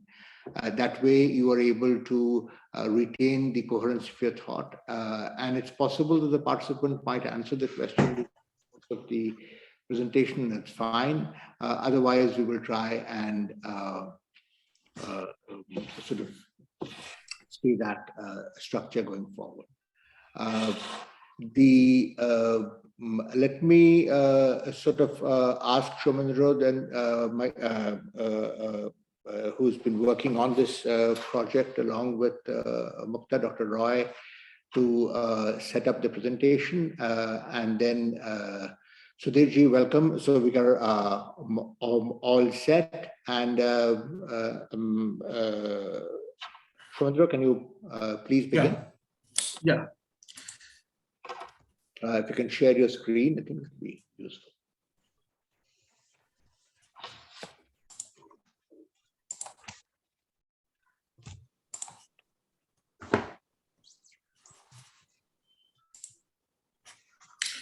Yeah, thanks, Dr. Partha, Mukta, UNICEF, Niti Aayog, for this opportunity to present me here. It's an excellent platform, and I find myself privileged to talk about it. I'm going to talk about urban governance challenges for migrant inclusion. This is a thing that was not, our project was on women and children's social protection particularly. But since our interest area in CPR revolves a lot around urban questions, we picked up this along with our interviews as a specific theme. So in this presentation, I'm going to amalgamate some of these findings, structurize them in terms of what they mean when migrant social protection is refers to an urban context, and present. It's mostly based on our study. Set the context, why we focus on migration and urbanization. A lot have been talked already since the morning. This is a figure that I want to present here. Here we have two bars. One is blue, one is red. Blue is male, red is female. And what we plotted here is what is the share of migrants in cities population, and how it changed between 2011 and 2001 for the last two census for which have the data. A ratio more than one means 2011 we have more migrants coming in the city vis-a-vis the opposite, which is less than one. So what we can see is that, and here we have all our different kinds of cities, more than 4 million, which are really large cities. Then we have a bit of medium cities, and then we have villages and smaller cities. What we have that, other than this little bit, we actually have migration for both genders going on across all our urban spectrum. So 2 points from there, our urban spectrum is varied. We have various kinds of cities here, and we are getting migrant people moving to these places from rural areas, and it's going over time. And which is more important here is that we are also getting more female migration. So this common conception of females moving due to marriage, and a lot of that mobility is happening in rural areas. We see that that's not the case, that a lot of, even if, because I'm talking about marriage, because a lot of these data sets mostly think female moves for marriage. They interpret it as that, while it's not the case. But even if we take that face value, we see that a lot of marriage-related migration happening in the form of females in the cities, which refers that more families are also moving. That puts us in the context that in urban context, we need to take care family-related and female-related migration seriously. While it's a very nice picture, I will just dive a little deeper into it. That we see that there are a lot of structural problems related to migration and urbanization, and here where the role of social protection comes in, and we have already talked about it. And some of these problems we can catch through our broader understanding of data, etc. These are structural problems, and these problems are often people who work in the ground, they found out why they happen. So before going into what we found in our interviews in the urban context, we see that urban in India has some premium for people moving in. So here we have two kinds of graphs. One is green, one is blue. Green is people who are living in rural areas. Blue is people who are living in urban areas. And the height of this bar shows how many of them are doing regular salaried jobs. Regular salaried we are taking as a proxy of a decent job somehow here. We see that in all respect, urban areas provide more opportunity for regular salaried jobs. So there is a lot of intention naturally across all the spectrums, across all educational level, less schooling, more educated to come into cities. But if we dig deeper into it, we see that while this has some benefit, it's not really translates to a lot of benefits. People do have better jobs, a little bit of better income than their cities. But that income, when you adjust them to their cost of living in cities, are not that much. So for example, if we see domestic workers, where females are a large chunk who are working there, they're actually getting, if you adjust by their cost of living, sitting 11% lesser wages than if they're working in the rural casual laborers, in the fields, in the villages. So there is not much return in economic terms. And that basically limits people's ability to privately procure services, and people depend a lot on public service, and the role of social protection comes in here. And it gets then multiplied when short-term migration and vulnerable migrants come into picture. And we see this in case of COVID-19, when people's income really got down, these shocks got very accentuated, really accentuated. And the networks like safety nets, like access to subsidized food, out-of-pocket health expenditure, these kind of things gets really important in that aspect. And it gets more important when families are concerned. As we saw in the previous slide, more families are moving. It's not only one people we are looking here, we're looking at a household and a household level safety net here, which gets more, and when the economic return for chief earner is low, it gets even more problematic for a family to sustain. Nevertheless, moving across the data, which shows us some broad structural inequalities, we need to look at why this kind of issues happen in urban areas. What are the deficiencies in social protection scheme if we focus on urban, and how it differs? To start with, we see one of the major things in our report is that urban areas have a lack of internalization when vulnerable migrants are concerned in terms of social protection. These vulnerable migrants are not really looked at the citizens of the city in terms, they are more as distressed migrants from their villages who are pushed back to the cities, and cities don't consider them as really they have to do something for them. We have seen this when COVID happened, and even when people came back after the cities post-COVID, we saw that a lot of things happened on the private scale. The employer sent buses to get back their laborers working in industries, in the construction sites. But something basic as rent supports or something we haven't seen from the city level is happening. So we see there is a lack of internalization that the city possesses, and that basically sprouts up from the very different way we look at our rural and urban governance programs. A lot of it is related to the capacity of the cities, how the cities functions, their resources are limited in comparison to our rural areas. I'm coming to that. But that leads to divergence in terms of the way cities view social protection for vulnerable migrants. For example, we have a big urban rural job guarantee program energy is going on, but we don't. Our policymakers and many we are still a bit reluctant to think a similar scope of program that is there for the cities. A lot of it is related to the to our thought that whether cities can maintain such big of a program, they are not that supported. But these kind of differences actually affects shock and out of shock responses to migrants who are living in cities. But nevertheless, in our studies, we see there are convergence happening. There are central legislations, the National Urban Livelihood Mission, Deen Dayal Upadhyay National Urban Livelihood Mission, which provides some sort of job support to at the urban context. And the state governments like Odisha are picking up, and they have their own scheme laid out, Mukhopadhyay Urban Karma Tatparata Yojana, Mukhyamantri Karma Tatparata Abhiyan Yojana, where they basically uses the DAY NULM framework to train women SHGs to make them more financially inclusive, to make the skills, give them skill support, and start helping them starting small entrepreneurial business. So that is one of its first kind, is setting a trend in terms of urban job guarantee at a smaller scale.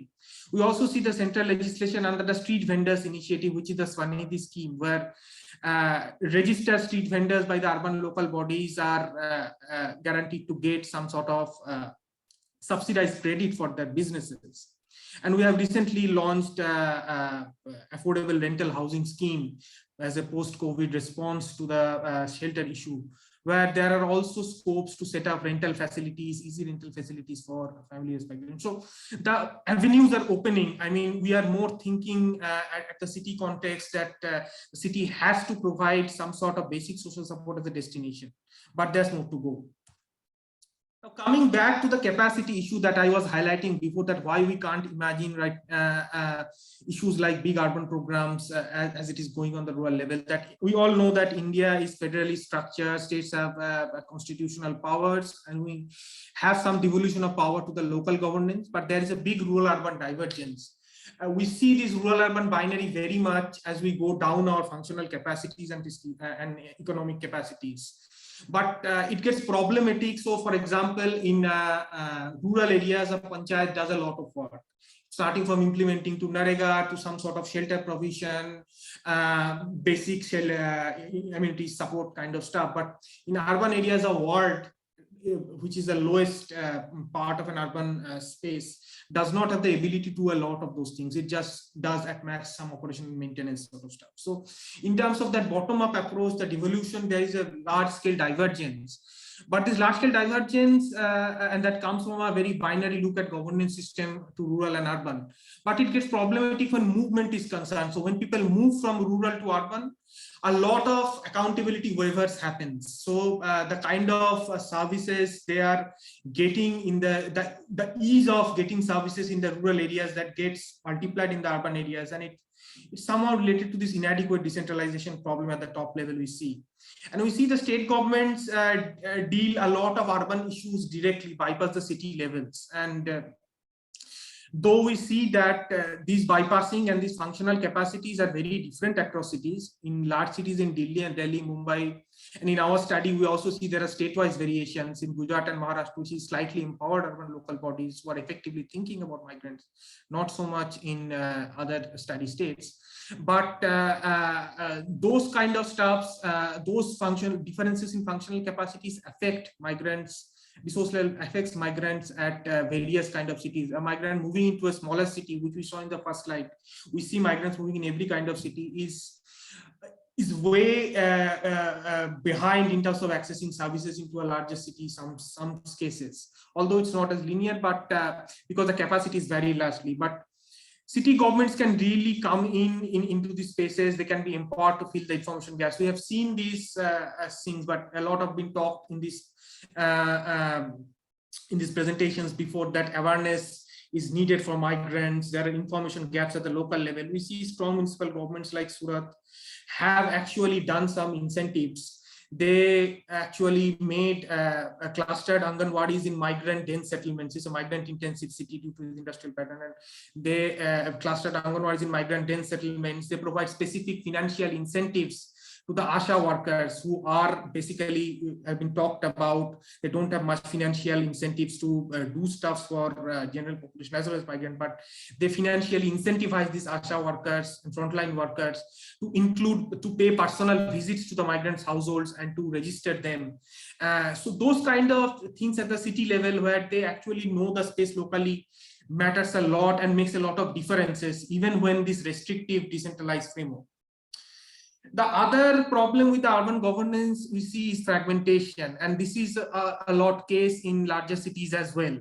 So when I told that smaller cities have lower capacity, that's one sort of problem, but in larger cities we often see there a problem of coordination and institutional dissection. We see in our study, urban ICDS is the largest victim of this thing. We see that it is one of the things that needs urgent attention, but due to institutional disincentives and the states and the city governments problems, these things the urban ICDS actually suffers a lot. The other thing is the labor that we found. For example, a lot of actions to migrants are labor oriented, but the Department of Labor at the state government works directly for migrants. They don't do a lot of stuff coming down to city level. Now this creates problems on the city level, because CSOs tells us that, say in case of large real estate builders, they can't go inside, and labor departments are understaffed. They don't know how much employers are registering migrants for benefits. So this crucial employer government linkages that get disrupted because labor departments are understaffed, and cities can really weigh in that space because of their local capacity and the local knowledge about these things. So that is one point there. And then these capacities and institutional dissections actually problematizes successful pilot things. So all these things we look at, Surat staffs, these are very successful things, but in terms of replication, these things, if there are strong municipal governments are there, they are doing it on a lone basis. But these are not taken as an example cases to replicate institutional coordination at the higher level to do stuffs. The third important point is that the diversity of the urban, which we found is a very important thing. We see that urban areas are spatially, identity-wise more diverse. Their migration happens in specific identity pathways in urban India. Spaces like Mumbai, our talk with academicians, etc., we really found out that that's one heterogeneous places in terms of identity, social identity that is there. But also if you think in terms of spatial informality, we have slums, informal colonies, unauthorized colonies sort of stuffs in urban areas. These things matter because when we talk about eligibility, that this whole delinkage that Mukta talked about in the morning about how eligibility-based requirements and address-based requirements affects universal implementation of schemes. That gets really problematic when you look at it from urban informality perspective. So in slums, in unauthorized colonies, where addresses are not very legal or services are very much tied to the legality, these kind of issues happen, and it also affects the data collection procedure where a lot of migrants stay in these cases, which gets problematic for portability. So for example, if UNORC is concerned, FPSs, which a lot of these places are underserved by FPSs, and how things would work, even if it works on the technology, but how it would work in these kind of spaces where people's identity is very much linked to their address, and that is not legalized. The questions of legitimacy comes in, is a factor, and we have seen that very much in our stuff. We see that strong municipal governments like Surat has tried to circumvent some of this. So they basically mandated easy birth registration for children, for migrant parents, even if they don't have any local IDs, which basically help them a lot going forward in accessing child services and education, especially in the cities. And we also find that these spaces, some of these things, the initiatives by the strong local governments, be through partnerships with the CSOs, helps us to bypass some of this. So, for example, in remote locations, as we already discussed again before this, that remote locations, construction sites in cities, there are places who are really underserved. The density of ICDS centers, childcare centers are low. And a lot of these spaces, CSOs are serving at their own capacity. And the city governments, if they can pull in to work in CSOs, that would be a great initiative that a lot of interviews tell that the local supports would be necessary and they can carry it forward. We have seen that in case of Surat, again, they use the CSO network to meet the health needs of powerloom migrant workers during COVID-19 to ensure that they get non-COVID healthcare supports. We have seen that in case of Gujarat as well, and in some case of Maharashtra, that Women and Child Development Department is working with the CSOs to deliver maternity kits for migrant women in the construction sites. So the partnership works really matters at the city level, and that is one space that needs to be highlighted.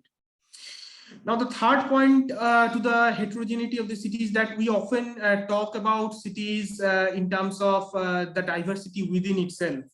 But the cities imagined much more when migration, labor, it's kind of things are concerned.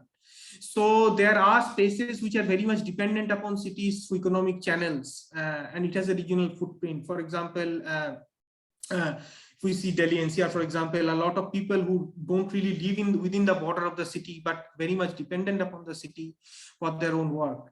Technically, they belong to the rural areas, but the problem they face are very much identical to the urban areas.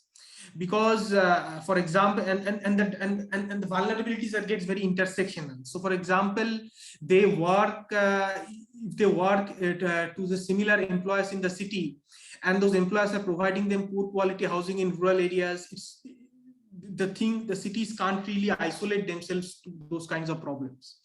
So that is another space where we found that, and it came us in across all states where I did urban specific questions, that these peri-urban spaces needs kind of urgent intervention. So what are the key takeaways then? Going back to this, the first thing is focus on destination. We think that if urban as a category is highlighted to deliver social protection at the state level, within the states, we can bypass all the biases that forms in destination is concerned. In source states, we see some support system going up, but not much as destination, and urban is a very good starting point to focus on. But keeping on the diversity of spaces, we need to see that urban has grades. So we need graded interventions. We have informal settlements, we have work sites, we have urban fringes, we have small towns. So we need to acknowledge diversity when we address the destination questions.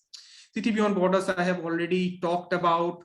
The partnership question we found very important because CSOs we found are very overburdened, especially in urban areas. Because in rural areas, some convergence still happens with the ministries and the CSOs. For example, in Odisha villages, we see CSOs work with the government to give ID cards to migrants to provide them safe migration narrative, but we don't see similar kind of incentives happening in cities. A lot of these things is alone by the CS organized partners. So I think there is a big, we think there is a big linkage and partnership need that is there to do that and to help migrants who otherwise will go back to the market access, which they can't afford. The other thing is systematizing the urban, systematizing the social welfare architecture in the urban context is needed more than rural, because we already have a weak structure there in terms of governance and decentralization. And a lot of things have been done after COVID as pilot projects, as immediate response. Food distribution. So for all the urban areas that we interviewed in our studies, we see that emergency food distribution happened, mobile creche systems ramped up somewhere. But these things need to be systematized and legislated. So for creche, for concerned, we have the Rajiv Gandhi National Creche Scheme, which were never implemented. So some sort of legislative protection would help us to systematize that space, I think. Since urban areas are a little weak on bureaucratic and functional capacities, as I have already discussed, we think that local political inclusion of migrants helps to circumvent those kind of problems, because sometimes we have seen that politicians becomes, depending upon qualities, of course, one-stop solutions for migrants to circumvent running around different bureaucrats. So that is one thing that agency stuff can happen at the lower space. And not but lastly is the question of data. We think that one of the big issues that urban areas are lacking in terms of social protection framework is the paucity of data. But honestly, going around the surveys, we don't think that there is not enough intent or availability of data. There is continuous things happening at various levels, starting from central to local. And the problem is there is not enough triangulation. So in case of Delhi, we see a lot of IT-based infrastructure being used for ration distribution during COVID-19. And there are something already pre-existing. So e-Mamta card in Gujarat, for example, is continuously tracking migrants over time. But this kind of database has been generated, but we lack a philosophy, and we lack an systematic organization at the institutional level and the thought process to triangulate it to make something meaningful, which municipalities like Surat have been trying to identify migrant dense areas and put Anganwadis there. So the effective implementation, so data is there, but interpreting it and triangulating is the space where I need to seriously intervene if urban thing is concerned, and it's more important because of the governance capacities are relatively.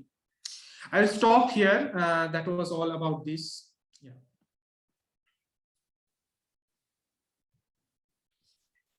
Thank you, Shamindra. It's quite a comprehensive as to why, as it came out in the first session, I think the issues of urban governance and how that in some sense might actually affect the levels of services that could be provided to migrants becomes an important part of the story. What I would also like to highlight quickly before turning over the panel is the fact that from the report, about 50 million children, as of the estimates of the 2007-8 migration survey of the NSS, are affected by migration.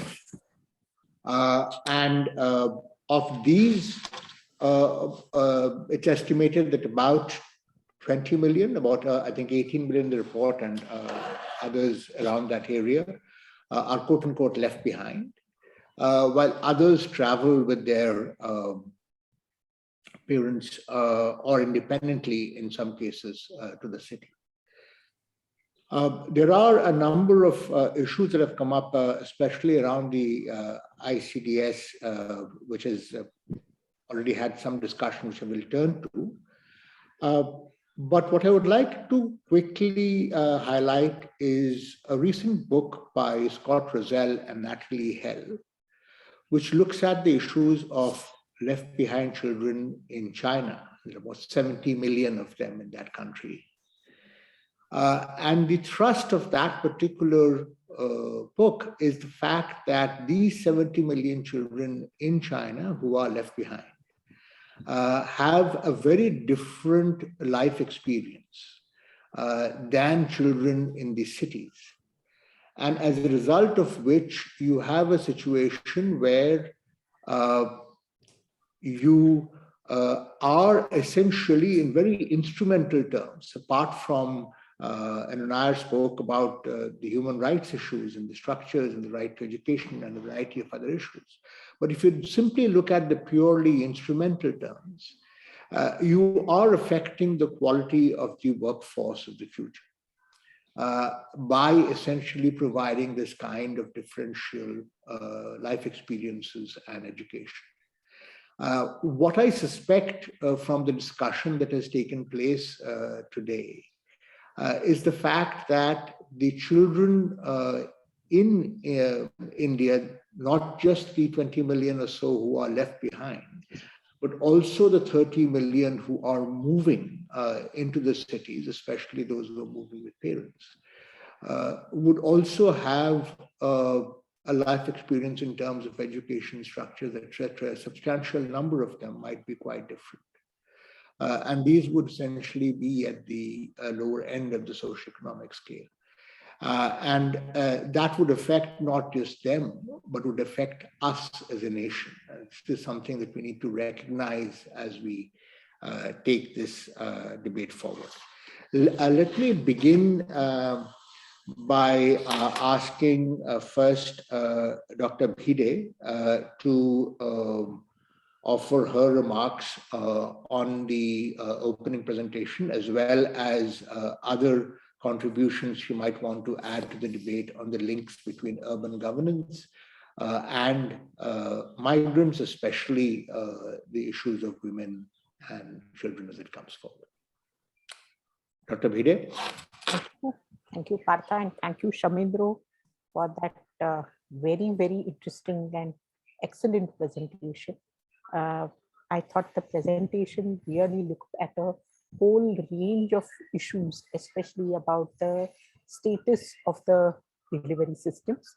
The focus was much more on, clearly, I think, services which are linked to children, services linked to health, and of course, ration and food delivery, which are perhaps some of the most survival linked questions, right? What I would like to do is to perhaps also place this in a little bit wider dimension, because I think thinking from the perspective of cities, I also thought another very interesting part that Shamindra brought in is the heterogeneity of the urban governance experience. And I think that's something which is very important to keep in mind. Now, based on this, I think I would like to actually deepen some of these questions further. So one of the first things that one question which comes to my mind is, do cities have the agency to act? And even the stray examples in some ways that Shamindra has given to me actually tell me that cities in some places do have some agency, but in many ways, and the other examples that you gave of Odisha or experiences and examples that I have heard about Kerala, it's much more seems to be that it is the state government prompt to the city government and a mandate given to city governments in order to act for the migrants, which is perhaps the prompter. And this is something that one needs to think about and think about the primary citizenship of cities. Because in my experience, cities often respond to migrants as a subgroup of a whole range of other groups that they consider as welfare recipients or people that they consider to be burdens on the regular citizens of the city. So this includes a larger pool of slum dwellers, homeless citizens, then you have these circular migrants, the wanting to settle migrants, people who may otherwise not be classified, and there are a whole range of these as well. There may be sex workers, so you don't know in what category do they fall exactly. So I think in terms of thinking about all of these marginalized groups who really live on the margins of the city, circular migrants and migrants become one category of that, and cities look towards them as suspicious or to be suspected citizens, right? When the scale of a city is large, you may not even think them to be Indian citizens, right? They are Bangladeshis, they are terrorists, they are like more, I think you can add to the number of adjectives. And these are the thinkings through which a city government responds to the migrants. In smaller cities, migrants are much more easier to identify and separate out from the regular citizens. That itself presents a different challenge. In larger cities, they are more invisible, and that invisibility becomes both a advantage, a strategy deployed by the migrants, but at the same time, it also works to the disadvantage of migrants in terms of not reaching out services to them. So this about the agency and the mandate, and we really need prompts given by larger governments, national government and state governments, at least in the current structure of urban governance, for cities to actually respond to migrants. The second aspect of this is looking at institutions. And I think the ICDS example given by you was a classic example, but I would also go beyond that in terms of the entire differentiation between health now being recognized in some ways and the ULB role within that being recognized. But on the other hand, there are several aspects of health, education, which are taken over and which are shared by state governments and also the central government in some ways. And I think, therefore, the creation of institutions where institutions in some ways can also exceed their mandate, and whether that flexibility, that speaking to each other between institutions can be really, so a certificate given by one institution, can that be held valid by another? And I think these kind of speakings to working arrangements rather than permanent arrangements is something that I think one needs to really think through in terms of institutions. Institutions also need resources, and institutions also need cadre. I think one of the biggest drawbacks and one of the things I think Sudhir Katiyar ji mentioned in the chat box was in Gujarat or in Surat, this is what is happening. I think very interesting to see that this is happening via the urban community development program. This talks of the importance of having a cadre, institutional personnel with the capacity to outreach and having the mandate to outreach and having the resources and the flexibility to outreach. And it will really make a difference if one begins to see the presence of such cadres, such cells or such departments within cities or them not being in cities. I really think this is one important point, because even though there is a mandate, sometimes you may just lack the delivery mechanisms altogether. The second question that I want to ask is, so this second question, which I talked about, goes beyond saying, do cities have a mandate and do cities have the capacity? For this, we can talk about institutions and mandate, etc. The second question, which I think is very, very important, is the natural tendency of cities. And the natural tendency of cities is actually to exclude, because cities think about citizens who are property taxpayers, and the more the reform tendency to regard property tax as the primary tax and the basis of citizenship of cities, the more we are going to consider migrants and other unsettled groups as non-citizens of the city and therefore burdens of the city. So one needs to think about this tendency to exclude. And there I want to comment on one of the points that you made, Shamindra, which was in terms of local political inclusion. Now I really have my doubts about what does local political inclusion mean, and where does this kind of an argument even come from conceptually? What is local political inclusion? Having a voting card to vote in municipal elections? In fact, many migrants at present do think of the voting card as a pathway to inclusion. But if there is anything wrong with our delivery system, it is also precisely this, because migrants also prefer to have a double political inclusion.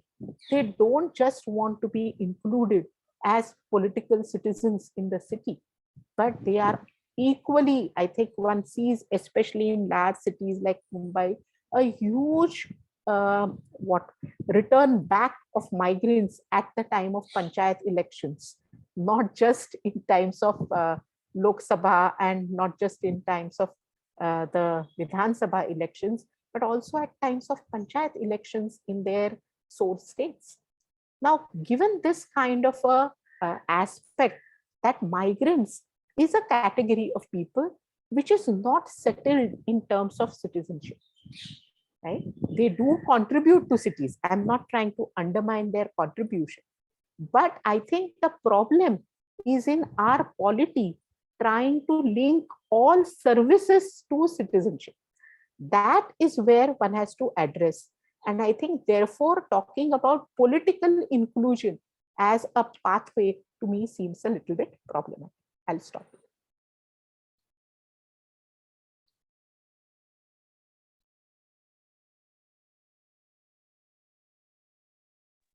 Thank you, Amita.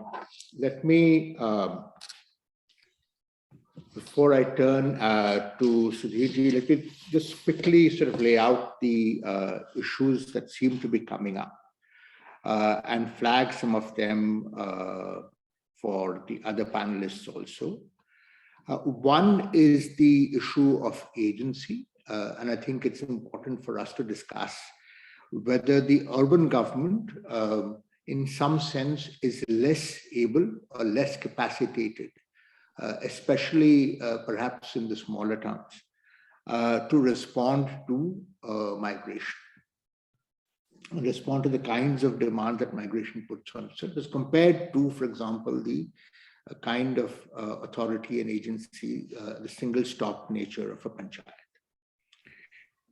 The second is the fact as to whether, and I'd ask Sudhirji to sort of respond to this, if possible, the link between the civil society organization and the government. Is that somehow different between working in urban and rural areas? There was a sense that that came out from Shamindra's presentation that it's easier for CSOs to work in rural areas and urban areas. Is that something that is a view that is shared? What may be the reasons for that, and how could that be addressed? And third is this issue of indeterminate location related to the issue of the periphery that was brought about, in which if especially around large cities, there is this large development of housing. And in the previous session, this issue had come up in peripheral villages, urban villages that emerge, which provide housing to migrants, often rental housing, informal rental housing of all qualities in some sense. And the question is, do their presence in such areas which are essentially rural in administrative character, but urban in almost everything else, does that affect the nature of services? Does that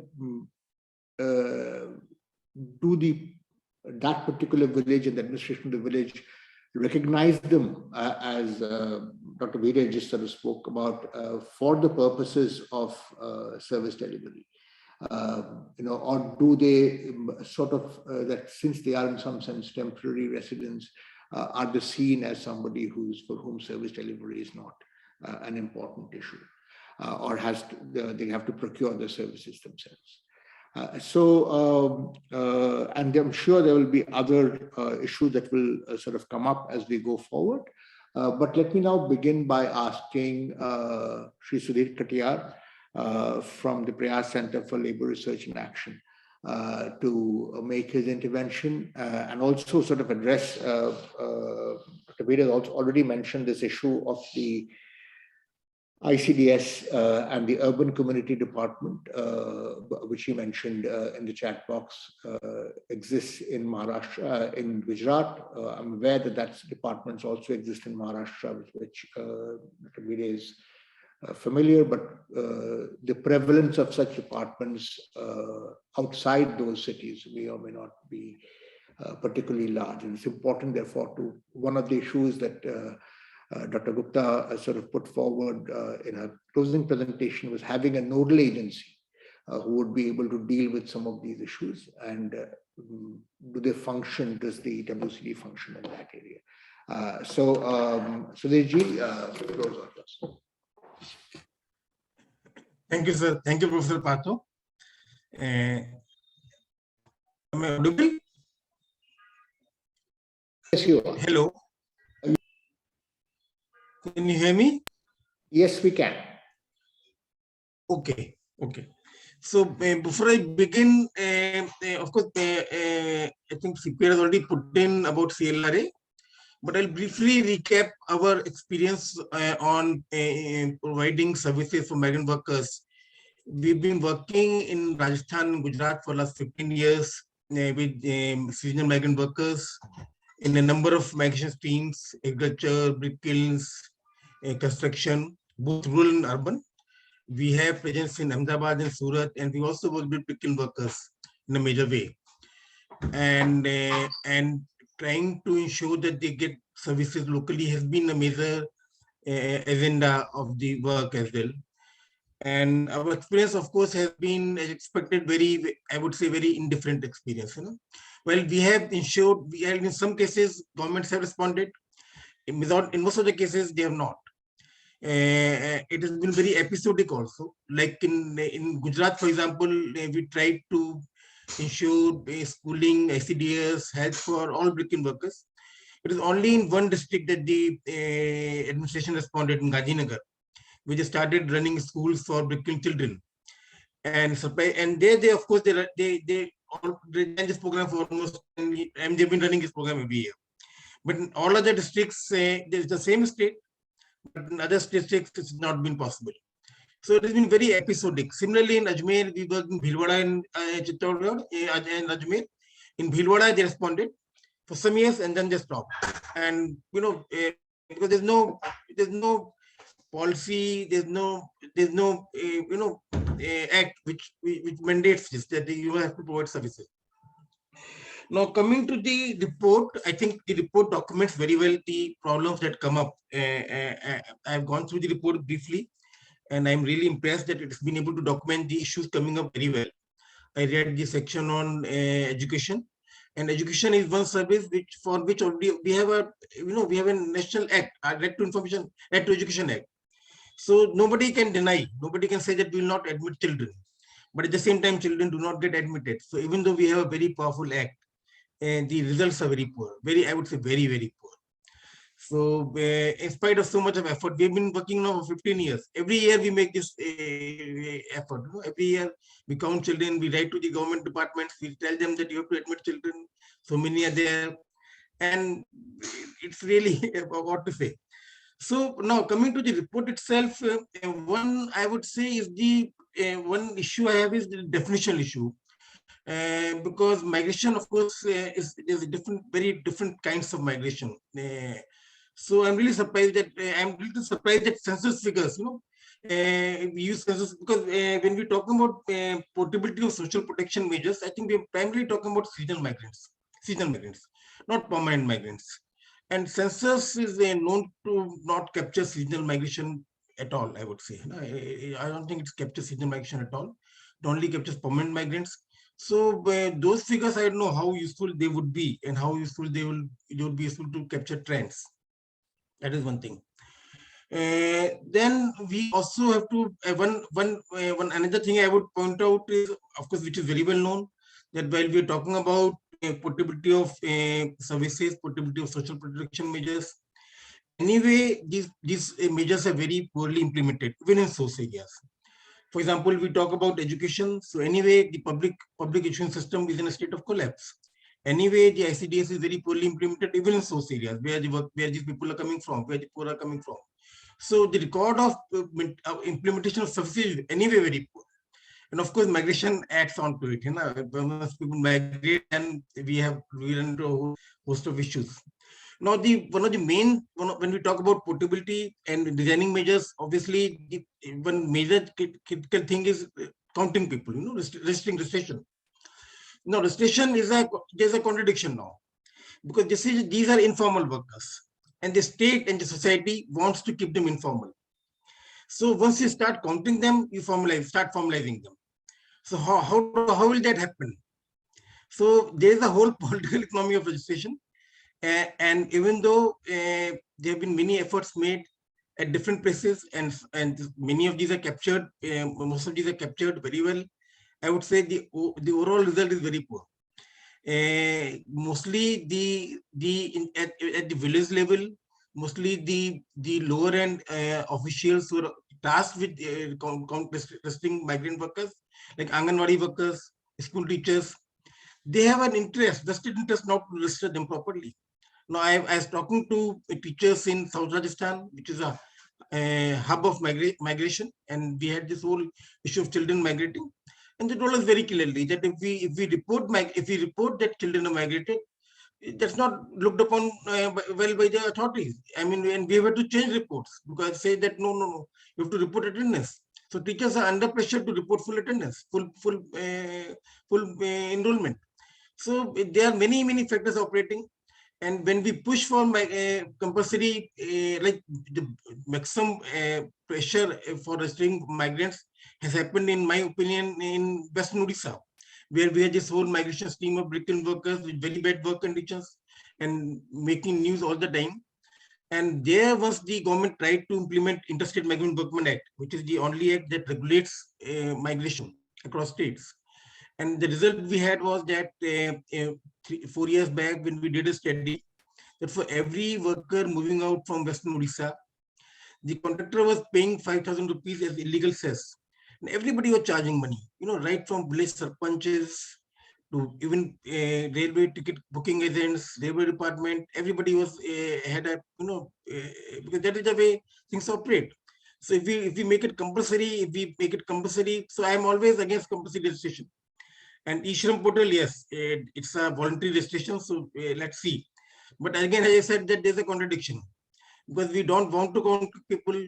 I mean, in a city like Surat, which is a metro city, which I wrote about also in one of the articles that I wrote. If you ask the labor department how many workers are there in power loom, they'll say we don't have any idea. So if you can't count power loom workers in Surat, which is like one of the largest metros, how will you count? How will you do a count of workers any other places? So that is the situation. There's a whole. It is a way that we look upon our workers, and how we look upon informal workers, how we look upon manual workers. Unless that changes, unless we start thinking about it in a more positive way, I don't think it will really happen. The other thing I would like to say is that portability, yes, we need. I mean, the focus of the report is on designing better portability, and it definitely should be designed. I mean, we have ration card, one nation, one ration card. There's a welcome scheme. But from my experience of working with migrants for last 15 years, I have very little expectations that this will work out because, it is very difficult. And if you look at the way people are working, in the conditions they are working, so this whole issue of seasonal migration, it has become established as a mode of work. That is, and the main reason is for a very cheap labor force. People are coming and living very poor work conditions. So unless we think about it, and unless we try to change it, if a certain proportion of the population is always on the move, and they present their whole productive lives in working outside, children are left behind, I don't think that's a very good way of looking at it. So I would suggest that we as a society, as a policy, we encourage people to move permanently. We should encourage conditions so that workers can settle where they are working. It can happen. Slowly it happens, but it can be promoted. It can be facilitated. And shelter is a big, I would say, big factor. That if we are able to provide shelter, if workers are able to live decently, they'll bring around their children. They'll start settling down in cities. I think that is a way of looking at it in the long term. Otherwise, providing and designing services for people on the move, it's very difficult. It's very difficult to enforce. Thank you. Thank you, Sudhir. If I can quickly ask you to spend an additional minute elaborating on this issue of ICDS through the WCD in cities and what your experience has been in that structure. Yeah, see, the UCD department, because there is a committed department of the government, of the municipal corporations that works with the poor community children. So it is a welcome. It's a good step. It's a positive thing. But in terms of inclusion of migrants, I don't think it has really made much of an impact, because we have had as much problems including seasonal migrants in ICDS with ICDS in cities as in urban, as in rural areas. I don't think it has made an impact at that level. But yes, there is a department. So it is, I would say, a welcome step, and it is more positive also. Not only ICDS, even on shelter, even for shelter, and I mean the shelter for urban homeless are also managed by UCD departments. They have a role to play. It provides a positive interface with the CSOs. So that way it is good. Yes, definitely. So and of course we have not worked in other metros. So we only have experience of Gujarat metros. Yes. So that way, yes, it's a positive step.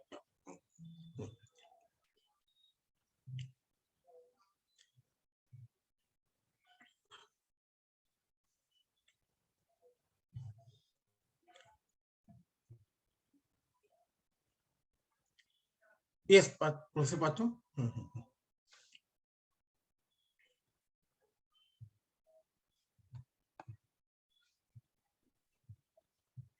not sure. Yeah. Thank you. So thank you, Sudhir.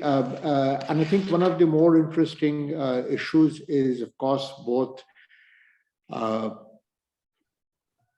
this nature of circular migration and seasonal migration. Is that should we accept that as transitory? Should we accept that as a long-term structure given the nature of the state? And what would it take?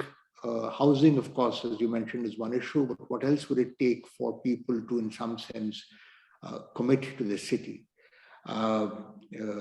Rajiv Kumar has also mentioned the issue about the panchayats being the focal point for social services.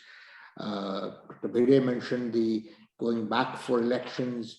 And in some sense, the political, it would seem to indicate that a substantial portion of the political identity of the circular migrant to the city, or even the sort of more permanent migrant to the city, stays with the panchayat and the village.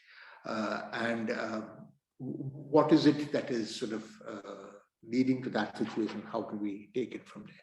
So let me now turn to Roshni to address both the issues discussed above and also the experience of Yuva in dealing with some of these. I know from personal experience that Yuva had been involved also with doing an extensive survey on with Aiyar and others on workers, sort of Naka workers at various parts of Mumbai, among other areas, which focuses on a very vulnerable group among the circular migrants. But obviously, was had a lot more experience in that, and look forward to hearing your views going forward. Roshni, the floor is yours. Thank you so much, Parthoji, and thanks CPR for this very, very rich discussion. And towards the end, it's always a challenge to ensure that there's no repetition, but only reinforce and perhaps add to what's already been discussed. I think, I agree with all the speakers on the relevance and the richness of the study. So, congratulations to everybody who's contributed, CPR who's anchored. Also, as an organization primarily working in Maharashtra, also, want to acknowledge the role of UNICEF in really pushing forward the issue of migrants and social protection throughout the last 2 years. I think it's been very important to have, multilateral agency doing that at this level. So, I want to congratulate the entire CPR team, and also thanks for having us here. At the overview level, what I found most interesting about the study is pointing to a shifting politics of the state's relationship with migrants, most of whom are informal workers, and this politics has been shifting even prior pandemic and sort of carried forward by the current of the pandemic. I think on the one hand, we are seeing, new relief and social protection programs for the migrant worker, which is happening at the national and the state level. At the other hand, we're also witness to renewed efforts to control informality, whether it is through deregulation or, demolition of unregulated market spaces, you have concerns of hygiene, safety, illegality, and so on, which is happening, at the city and the local level. So we do see this sort of a polarity that's happening in this new phase of the state's relationship. There's also the changing fiscal angle, which I think has been alluded to a little bit in the report in terms of, finding new ways to finance this recovery that we need to go into, and looking at informal economies in the instrumental way of extracting revenues. But there's also simultaneously this push towards nativism because economies have been hurt so badly, and also hearing lots of conversations on austerity, which is very worrisome, budget cuts and so on. So I think on one hand, we see that. On the other hand, there's also this huge recognition of the essential nature of the work which migrants perform. And it was not valued, of course, which is why they had to, go back from the cities. But I think that recognition has also come out. And how does a state sort of, quote unquote, get on top of that, so that we are no longer left, so that the migrant worker does not catch us sleeping again. I think, how do we document it? How do we control it? How do we have an understanding of what this is? So I think this really weaves into the shifting notions of the rights of citizenship, which a few speakers have alluded to, and also what the state owes both citizens and the migrant workers. I think that it's really within these interconnections between the state and the migrant worker, which will continue to be restructured very strongly in the post-pandemic. And how do we bring back the focus to indivisibility of rights? I think Shabri did refer to the human rights framework, and looking at that across life cycles when we talk about social protection. I think that's very, very critical, because it's in this net that women and children actually get caught. And that's why I think this is important to reflect on that. Within this larger framing, I want to quickly shift to some examples of Yuva's work, which really reflects the interplay between the different layers of institutions, particularly the local and the national, the state government systems, where social protection design is actually happening. The crowning example, I think, of that and was the One Nation, One Ration. And it could have been a huge achievement, but it simply didn't work. Like we are seeing so many issues: quotas, controller at this district level is refusing, fair price shops lobbying is needed. Mukta already referred to split families. So I think the fact that, even if we get one such application approved and ration is delivered, it is a huge achievement, which is quite sad, I think. But I think ONOR is a huge area of advocacy, really understanding where the bottlenecks are at the district level, at the fair price shop level. I think this is a huge area of work that we need to go ahead, because that is what I think the migrant worker families can really benefit from. I also want to talk a little bit about, vendors, particularly women vendors. I think one of the presentations referred to the Swanidhi scheme, which was, of course, quite, it could have been useful. But again, women vendors, because CIBIL ratings are not high enough, they don't get, the loans. And even if they do, evictions are happening at the local level. So where does that actually leave the person who's received a loan but can't even do the vending? And I also want to compare that to during the second lockdown, the Maharashtra government announced a 1,500 benefit for vendors. And that was very easily accessed because corporations were issuing letter of recommendations, LORs. But again, the ability to vend was being, there was a barrier to that. So I think, again, this sort of, we see this constant interplay between what is available versus what is actually happening. Similarly, for domestic workers, a huge part of migrant workers are domestic workers. If they want to diversify and work, maybe get registered under SHGs, under the NULM, you need local Aadhaar addresses. Otherwise, those registrations under NULM don't happen. So every scheme, I think, has this, clear indications of where the contradictions lie when you look at these different institutions which are designing the schemes and where the on-ground actually delivery of services is happening. And the list can go on. We all know about the Board of Construction Workers and 90-day certificates, which the corporations were supposed to assign, which then didn't happen. And then again, through lots of lobbying and advocacy. So, I think every scheme that we do look at, we can find these points of inflection and really see how we go to that granularity and, go on. And I think overall, the list can go on. What really is re-emphasizing is this lack of agency, which Amita also referred to, but this multiple levels of functioning, which are not considered when schemes are being designed. And particularly if women have to access these schemes, then that becomes that much harder for them. With these sort of examples, I want to also re-emphasize some of the recommendations that the study has already referred to. Definitely this improving of identification of beneficiaries. I think that's so important. And we've spoken about using pre-existing databases and convergence of databases, which is definitely important. But I think we also need to start looking at alternative methods for including those who are previously excluded. Gautam Bhan had spoken about looking at lists of pending applications. Is that something that we can emphasize and push for? Can we again go back to offline process of enrollment? We know that women are the ones who are most likely not to have digital access. So can we keep on those offline processes as well? I think that will really help in ensuring that databases become as inclusive as possible. Awareness was another big area that we spoke about. And again, women are the ones who are most likely to have least amount of awareness about ration schemes, about all schemes, to be quite honest. And really looking at how we reach the last mile in awareness. It's not just about a disaster situation, but ongoing awareness. I think that's very important. But alongside awareness, looking at how much time and energy it takes for a migrant worker to get any basic benefit. I think that's never counted and never accounted for. Even an e-Shram registration, if my Aadhaar isn't linked to my mobile, will take at least a week or more. So I think really reflecting on that and seeing how do we streamline some of those processes, because we know the longer time it takes, the more women are going to be left out of accessing these schemes.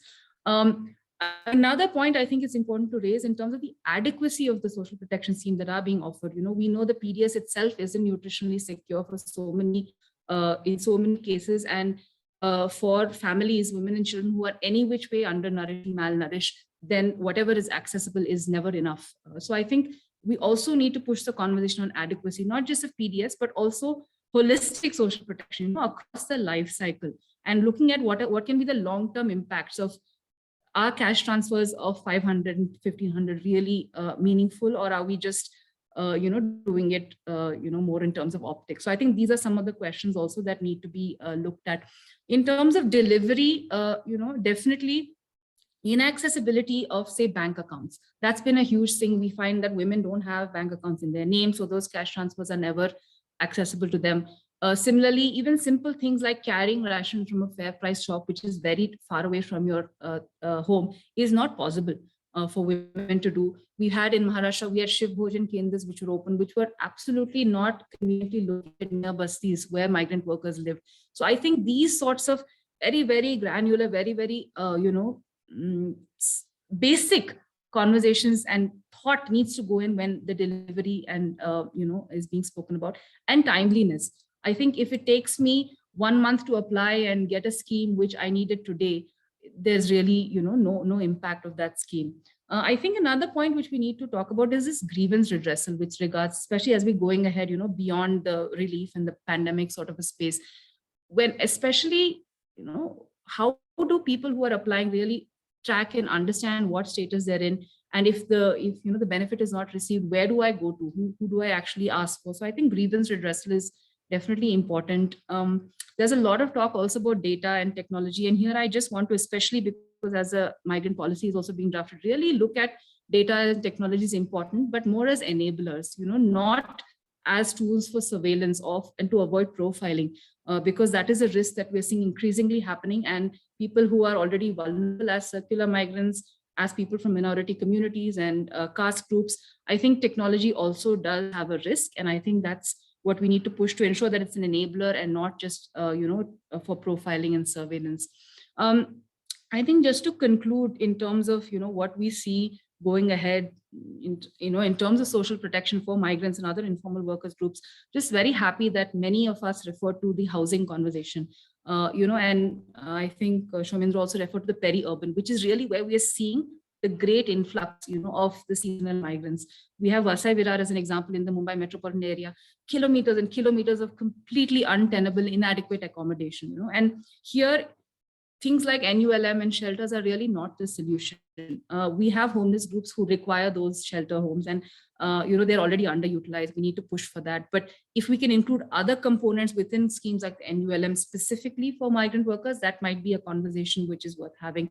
Rental housing definitely is critical, but again, asking who is the consumer of this rental housing. It's not only enough to look at rental housing for migrant males. I think looking at families, and accessibility to schools and other public services is very important when we think of rental housing, not in far-flung, locations. So I think the housing question, when we talk about social protection for migrant workers, very, very critical. Another point I think is we need to have social protection that is shock responsive. We need a lot more conversation on this, because we know that any minor shock and stressor will impact women and children the most. The World Bank recently brought out, a document which gives very practical questions that can be asked of any social protection scheme to understand its responsiveness and agility to shocks. And I think that needs to be applied across the board, at the state level as well. Even with UNICEF in Maharashtra, we're exploring household level social protection analysis and vulnerability mapping so that we can understand how simple shocks will affect which members of the household the most, and can that be used in a decision-making tool to really look at focused delivery of social protection. So I think the whole concept needs to be, understood more and unpacked much more.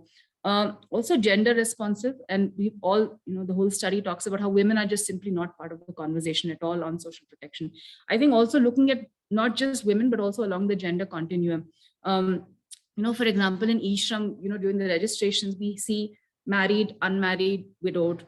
That does not encompass women. There are women who might be married, but who are not with their husbands out of choice or out of,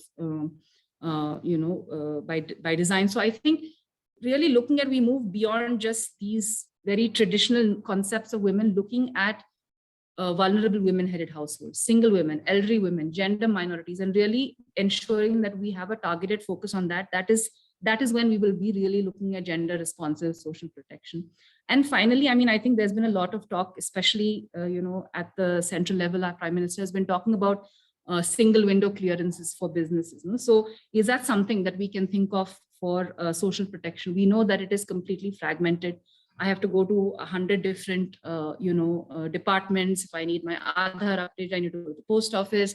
And how much time is spent in all of this and without any real awareness? So can we really look at moving beyond these operational silos and really create a one-stop shop for the migrant worker, perhaps at the ULB level?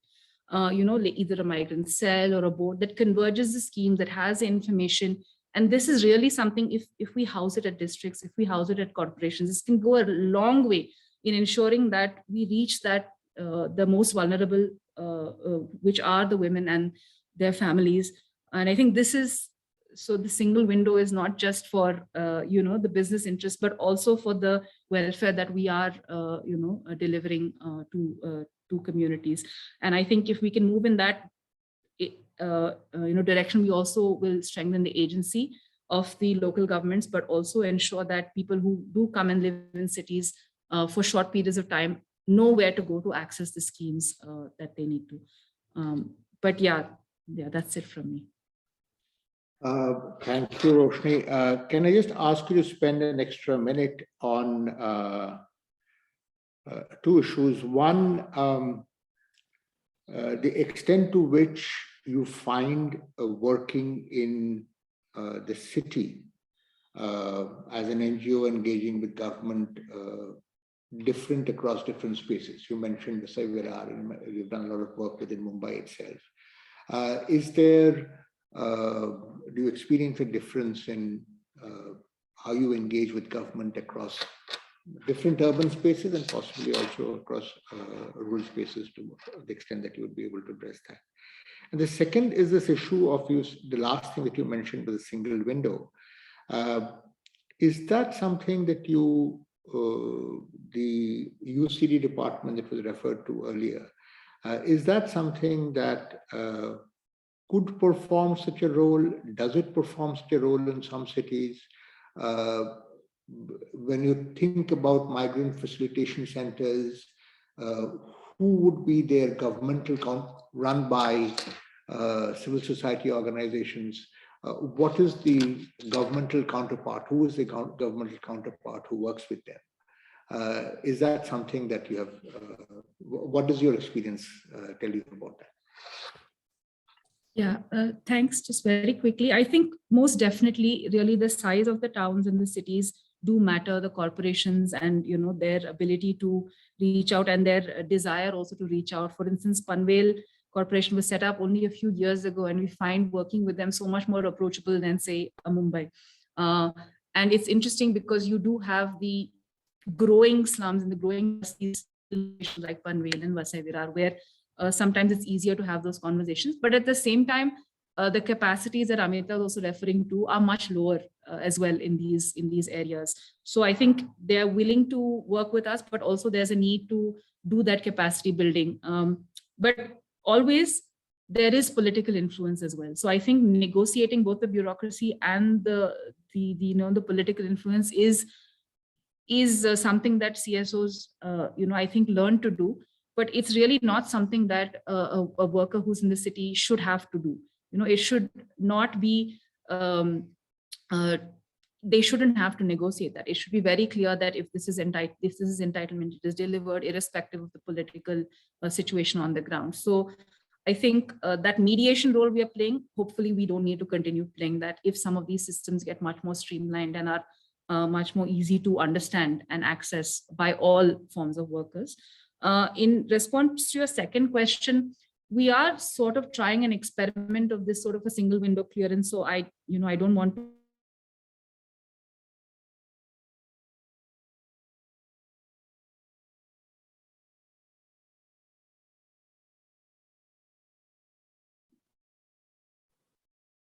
Did we lose Roshni, or is it just? We might have. I think she's away. I mean, she's out of Bombay. So, Roshni, we lost you for a bit. Can ask her to switch off the video. And then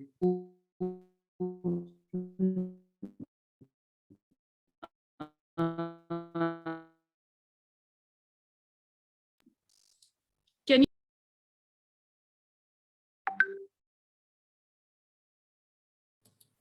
I'm sorry, I think I lost you all. Very briefly, when you were talking about the experience with the single window clearance, if you want to take it from there. Yeah, I think what we're trying to do, we're trying to see at the district level if we can coalesce both the district as well as a corporation. And that's an experiment that we are trying.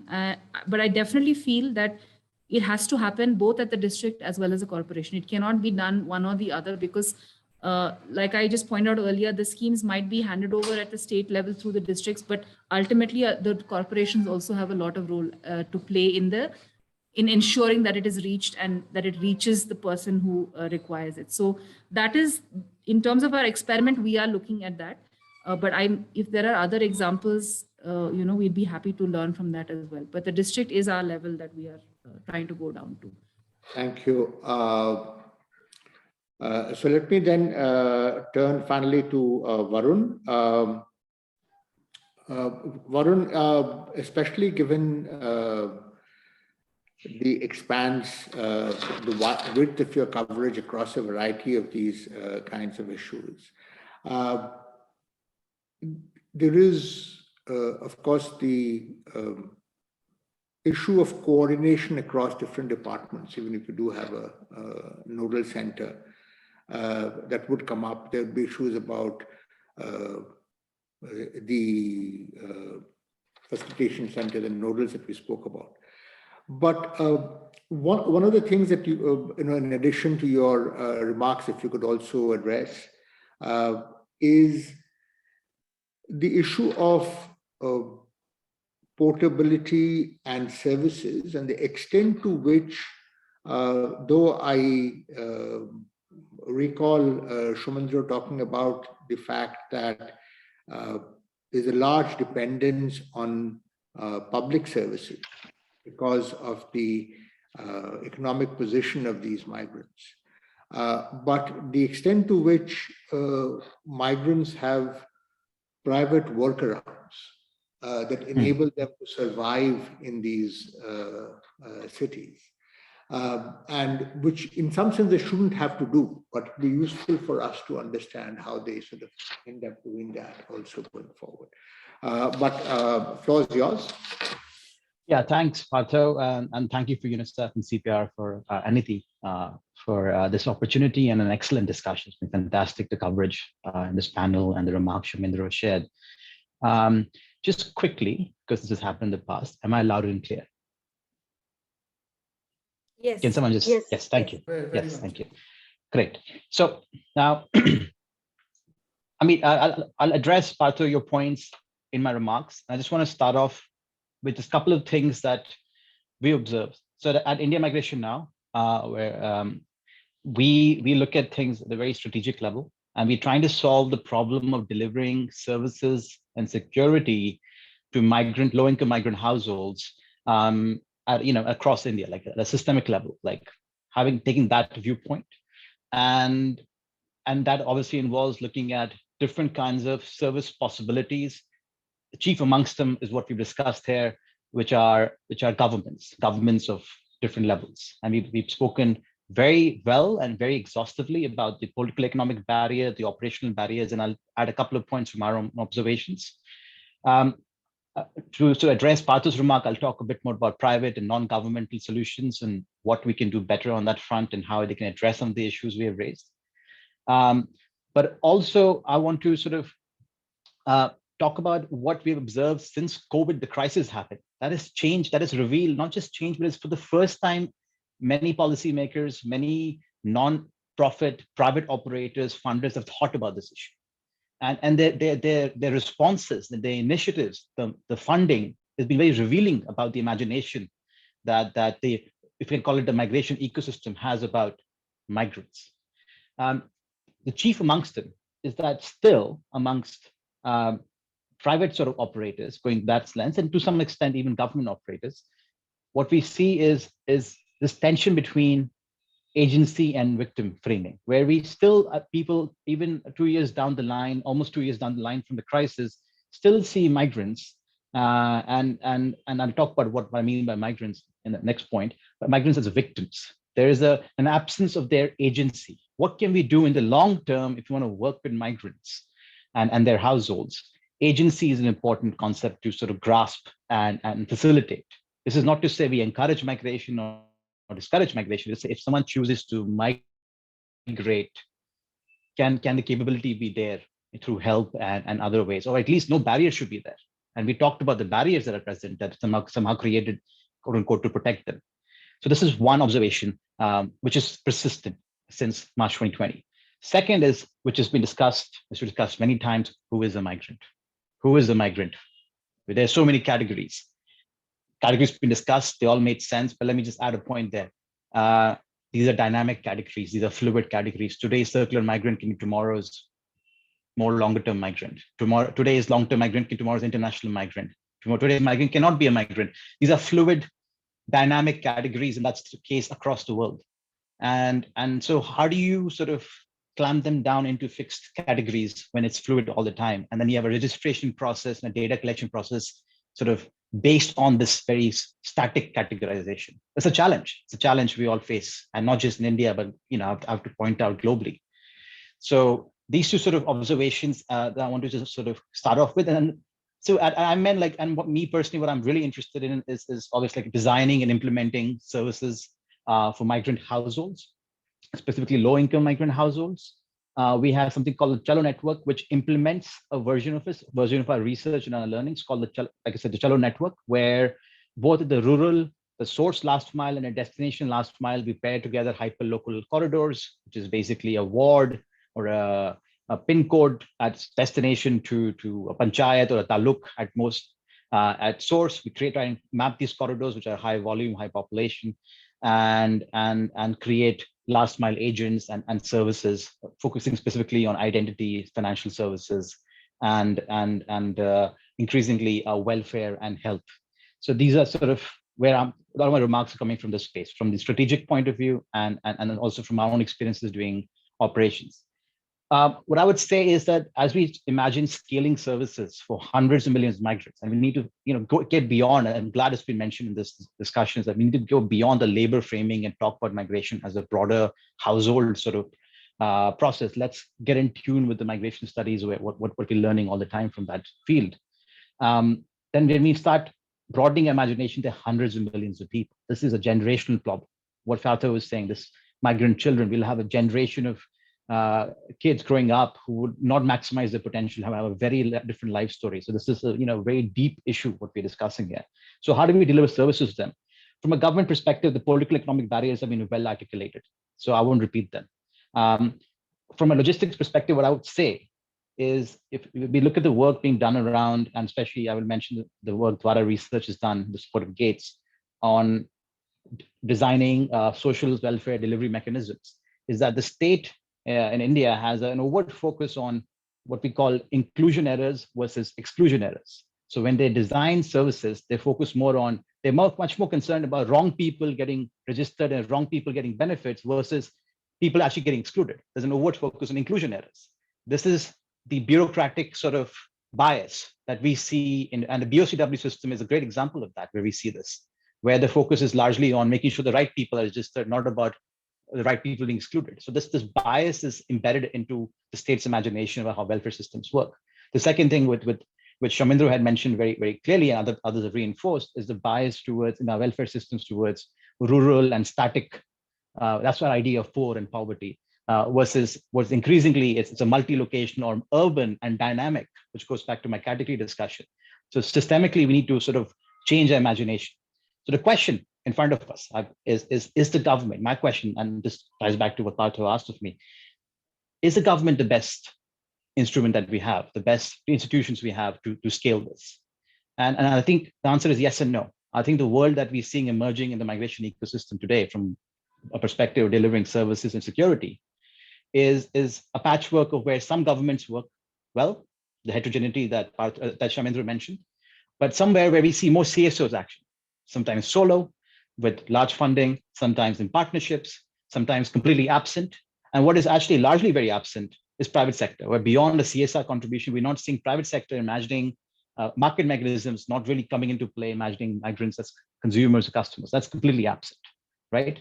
And so there I would like to sort of posit a couple of things. One is at destination, and this is where I talk about the cholo experiences. At destination is a massive challenge to deliver services to migrants because it's difficult to identify them. It's very difficult to identify where they are. These are dynamic. Some corridors are persistent, some corridors keep changing. A little crisis happens, a corridor changes. What happens to your operations then? The incentives from an operation perspective is very, very difficult. If I place an agent in a part of Bombay and a city where people come from, a village where people come from, and then tomorrow crisis happen, that agent might not have any work possible because the corridor is stopped. So, there are limitations to what the private sector can do. So in that sense, one of the things we have seen is to leverage, to broaden our imagination of migrants as the community, the networks they operate in. Because for the longest time, even before independence, migrants have relied on their communities and their networks to survive, to get the services which have been absent, especially at destination. So that's the first point in their imagination about where they get something. The employer, the contractor, the other migrants, or the chai shop, like whoever they consider as a part of their network experience, the social experience at destination, that's where they're getting those services. How can we leverage that? How can we increase the capacity of those people in those largely informal networks? Our approach has been to convert some of them into agents and service delivery and provide training and scale where they're open to it, right? So, that's one approach, is to really tap into these network barriers. The second, more sort of at a high level, the issue is what I call it the knowledge barrier, where at source, migrants as citizens have a good sense of the state, have a good knowledge about what's available, what's not. The state has, in different states, this varies, but states have a decent idea of who's a migrant, who's not, which is the panchayat and the rural sort of administration. They have a decent idea. This varies state to state, of course. But urban destination, it's a black box where the migrants don't have an idea of the state doesn't have an idea of migrants. And so you're left in a real black box. So how can we fix this? How can we sort of fix this knowledge gap that's increasing? One way is obviously the formalized way is surveys. We talk about surveys, we talk about registrations. And I think we have to accept their constraints there. We have to accept that. It's expensive. The categorization is difficult. It's a dynamic process. What people get from surveys, it's very difficult. Shamindra mentioned alternative data, which I think is very important to think about. We need to think about the different kind of data sources that are available to us, where we don't rely on migrants to give data or surveys. We need to start very seriously thinking about using alternative data in a privacy conscious manner. And I think that's really something to really deep dive on and think about mobile data and getting more regular, frequent, high scale data, which can give us just the basic data points just to start understanding where movements are happening, how they're persisting and not persisting, and start targeting service accordingly, right? So I think for me, this is just the knowledge problem. Another thing is that a lot of the data problem in terms of surveys, we need a centralized sort of definitional solution. I mean, despite the challenges categorization, we do need comparable data sets. That's a big problem. We can't triangulate stuff till we have comparability to some degree.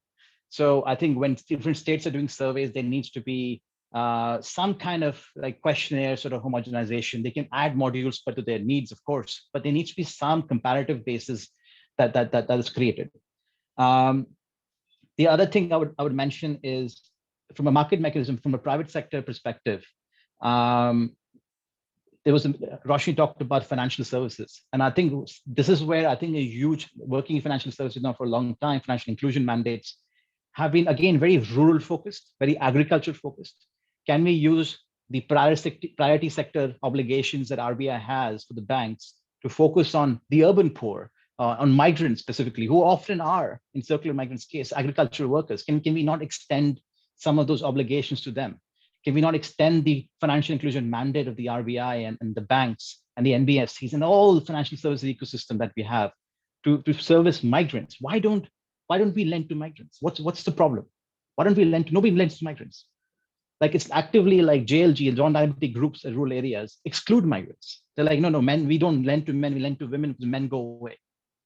But that, that imagination again is missing. So I think that's one example of where I think private sector. Second is housing. I cannot imagine a housing solution happening without market mechanisms, the way housing works, whether it's informal or formal. So how can the incentive schemes that the government has put out can be leveraged and other possibilities, other sort of players sort of emerging in the sort of blue collar, so to say, housing space. How can that be leveraged to further provide housing solutions for the whole migrant household, not just the worker, right?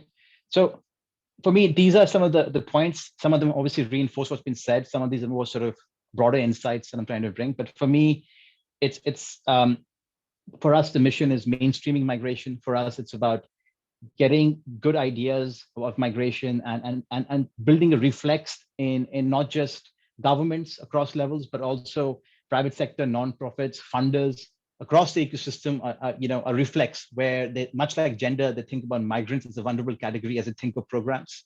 So that we see a lot more experimentation. We see a lot more inclusion of migrants as a category in different developmental support programs. And then some degree of aggregation of that so that learnings keep happening. I think that really is the next 2, 3, 4 years journey. I think a lot of the government schemes are well-intentioned, they're happening, but those are Titanic schemes, which will take years, I think, to really start having effect properly. There's a lot of feedback and they will need to really evolve to have impact at scale. So what till then? What till then? If it's a 5-year journey for One Nation, One Ration card to be truly impactful, or a 10-year journey, what till then? I think is a big question for us in the migration ecosystem. So I'll pause there. Hopefully, Partha have addressed the specific queries you have for me. But thank you again for a terrific discussion. Thank you. Thank you, Varun. I don't see any questions in the chat box. So let me quickly sort of, before we wrap up, there are, Amita, you have been posting some issues on the chat. And the question perhaps is to try and understand to what extent, if any one of us have some basic feedback to offer on some of the main themes that seem to have emerged, and be happy to either see hands raised or interventions as you wish from the panel. One is one of the issues that comes up from Varun's intervention is this notion of the invisibility of the migrant. As he says, in the urban, it's a black dot. And the question is, do we use the same points of entry? You mentioned that in the urban areas, people use their social networks and do therefore, are we in some sense giving up on social networks in the urban areas, whereas they seem to be the natural point of entry into rural areas? Are there state association structures? And I look forward to learning from civil society organizations on the call. Anjali is still here. In terms of the manner of which you can reach, have outreach in these particular structures in place. So while I sort of am fascinated with the idea of asking Airtel or Jio as to which are the numbers which are only in Bihar during Chhath, but otherwise are in some other states, which gives me a sense of what that movement is from Bihar to other locations, even at the broad number scale. It's other ways of reaching out at the state, at the local state level that we need to sort of think of. And the second is the issues of a lot of our, especially after COVID, a lot of the discussion has been around digital. And around digital, I noticed Anjali's Borhade's response to the idea of registering people for these particular programs in terms of do people know whether they are registered or not registered?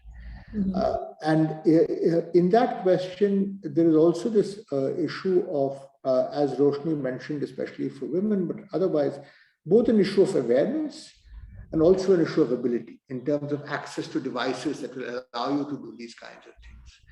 Or the ability to sort of walk into, as people have, walk into a small computer shop and ask them to check certain kinds of things. What has been our experience with respect to this awareness and ability with respect to digital access? Is it very different for, as Roshni mentioned, very different? If it's very different for women and also for children, then it of course would lead us to think about the limitations of using only that channel into that particular area, right?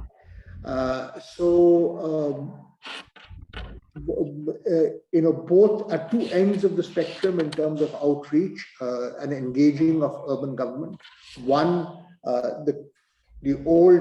taking the old social capital which is there in the villages, how much of that transfers to the cities, and do those networks and structures help people to engage?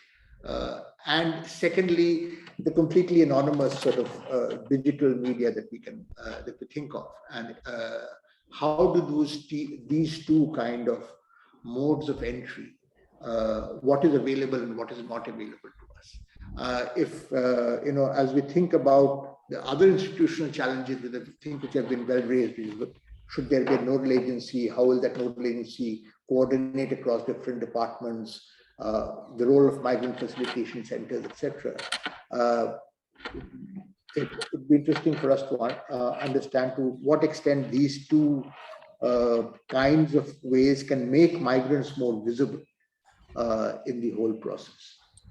So the floor is open. Anyone who wishes to sort of take that. Varun, you want to come in? And Amita and other hands raised. I'm just sort of, yeah, if I may, just to connect the two sides that you presented, Partha, from both the social network at the destination and the digital interventions, we have tried to sort of operate in between. In our, what we try to do is we try to understand and leverage the networks that migrant workers, now I'm specifically seeing workers here on construction sites specifically, have in destinations in Delhi, Bombay, Ahmedabad, and really sort of see who are potential sort of service providers, agents we can create, sort of agentify some of them.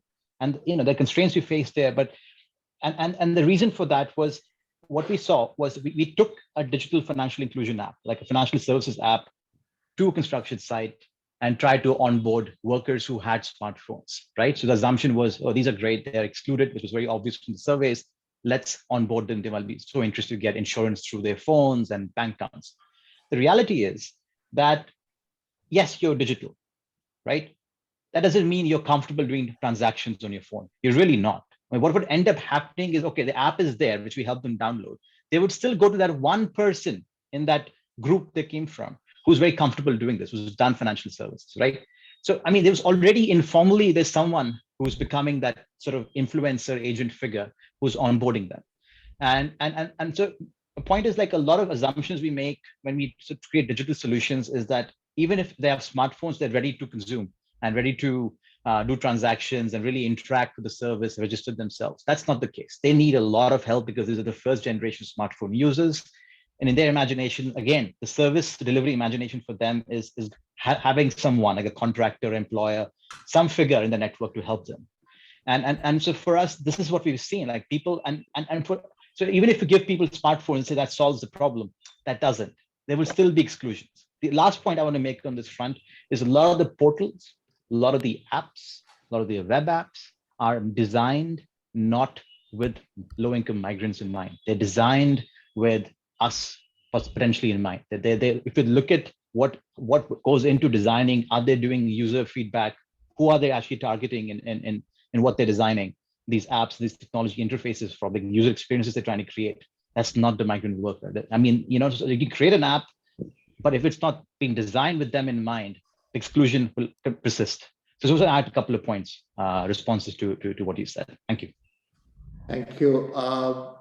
Could I quickly turn to Anjali ji and to Sudhir ji to sort of talk about their experiences with outreach, and then I'll turn back to Amita ji to close, unless there are other questions that have come through.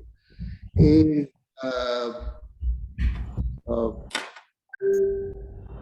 in terms of reaching out, what are the channels that you have found to be useful? And since yes, Anjali, close yours. Yes, thank you for that very important question. Am I audible? Yes, you are. So I think outreach is definitely a challenge among migrant workers, and it starts right from identifying the pockets of migrants in the cities. And as per our own experience, we have always relied on the leaders or the peers among the migrant workers who can help us to penetrate our programs through different outreach activities, whether it's just mobilization or awareness, or actually penetrating some key activities including financial inclusion, or the very recent activities like COVID vaccination. For outreach, we have also onboarded the employers of migrant workers, especially the contractors in the construction sector or the agriculture sector, and they have always been very, very instrumental for penetrating our programs and activities among the migrant workers. Since last 2 years, we have piloted on a small scale, and now it's almost scaled up in 3 states, a mobile application called Shram Gaurav for migrant workers. The digital or the smartphone is definitely a challenge among migrant workers, but we have noticed that if you train their peer workers or the leaders about how to use this app and how to avail different services through the app, these peers are definitely instrumental in reaching out to maximum number of workers, and it was very helpful, especially during the COVID times. To our surprise, when the lockdown was there, both the first and the second lockdown, we even with help of these peers, we could even conduct the Google Meets and reach out to different workers for COVID vaccination or COVID appropriate behavior, or their inclusion into various social security schemes which were then announced by various state governments. So it was a combination of a physical outreach through our own social workers, the peers among workers, but also through using the digital technology including app and the Google Meet channels. That's been so we'll need to think through all of these structures in place. Sudhir ji, you have your hand up, and also in your union organization efforts, the same challenge must be faced. So how do you sort of overcome that? You mentioned in the chat box about the issue about literacy, but obviously when you organize, you're taking those things into account. So Anjali just mentioned moving through leaders, and I sort of see that as one of the examples of the social network story that was being discussed. But look forward to these. So the floor is yours.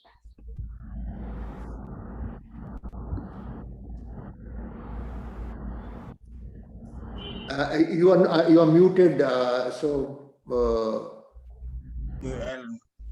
Yeah, Professor Partha. So I'm really glad you posed this question, because it brings us back on the hard ground. That it's really very difficult, very tough to meet workers, migrant workers. One of the main reasons is that housing. See, in lots of cases, workers are living in enclosed housing.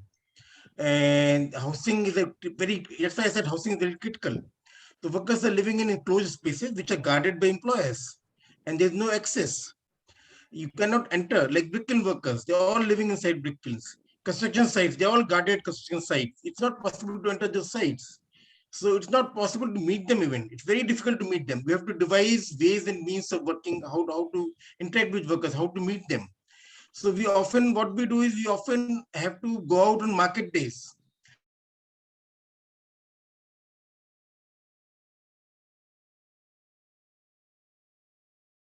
To meet workers in the market. Secondly, we also do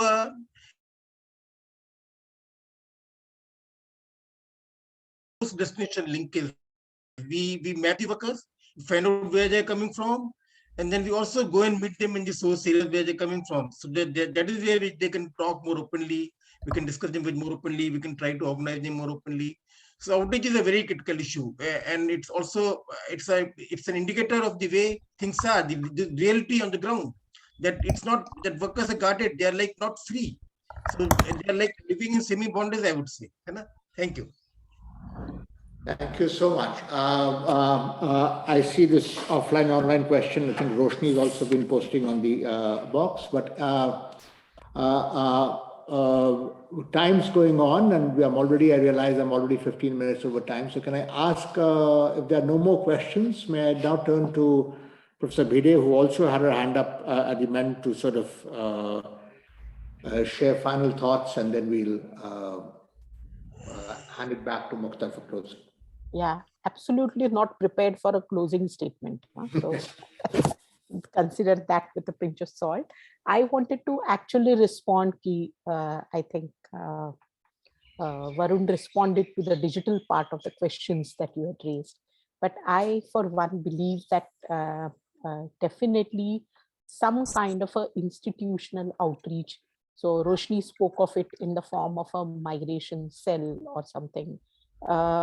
There was Sudhir ji had earlier made about the UCDs which were existing. I essentially believe that some kind of a cell institution definitely is one of the first starting points. I'm not saying it is the the end all of all solutions, but this cell can have the mandate in terms of, firstly, because earlier it was envisaged as urban community, which are settled communities and their want of basic services. But I think given a larger mandate, that ULBs can also reach out to groups which are peripheral, I think these kind of cells can make the impact, because the capacity exists, and these kind of institutions definitely need to be created with a mandate. This can provide then a platform through which then other COSOs can take off, because I think we will need to create partnerships of different kinds, undoubtedly. But a beginning point through a UCD, not tied to a particular scheme, would definitely help in engaging with a variety of issues that migrants face. Thank you. There's also I notice a discussion happening about migrant facilitation centers and migrant support centers under the DDU GKY program. Earlier, Roshni had mentioned about the NULM and perhaps unintentional restrictions on registration through local Aadhaar cards and addresses and so on. Is there somebody,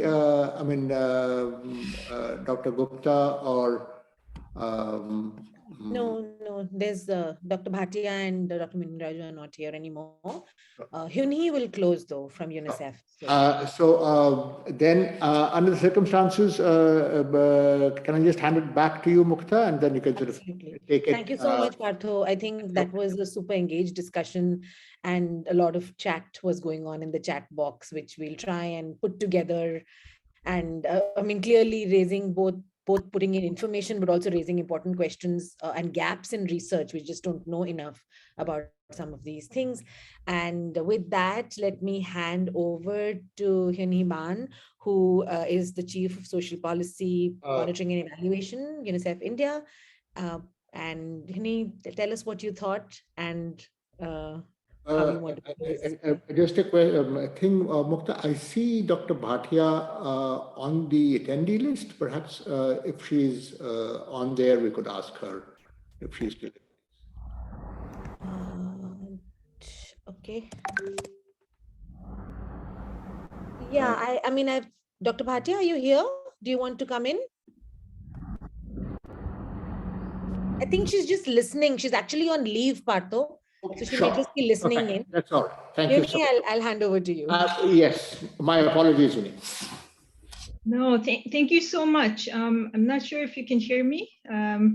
We can hear me, yeah? Yeah. No, you were asking for feedback. It was fantastic. Excellent to hear the insight from the panelists, Niti Aayog, academics, CSO partners, and really appreciate all the practitioners that spoke of real challenges. We also had ILO, our UN partner, and a lot of rich points from the participants themselves. So I really hope to take this away and incorporate it into all our planning process. So it was very timely. UNICEF has just a few days ago celebrated its 75th anniversary working in India on child rights.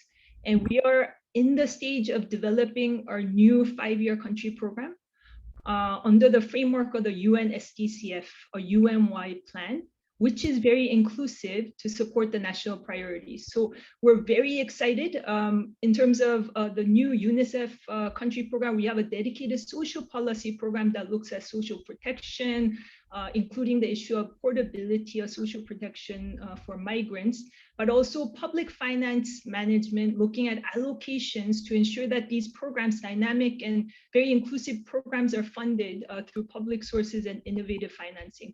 We also are looking at local governance. This agenda, you talked about the importance of working now at the urban level. So we're looking at that. So this will be very, very helpful for us to take all your points and incorporate into our design of the program. But let me, before I do vote of thanks, I just want to highlight why this topic now.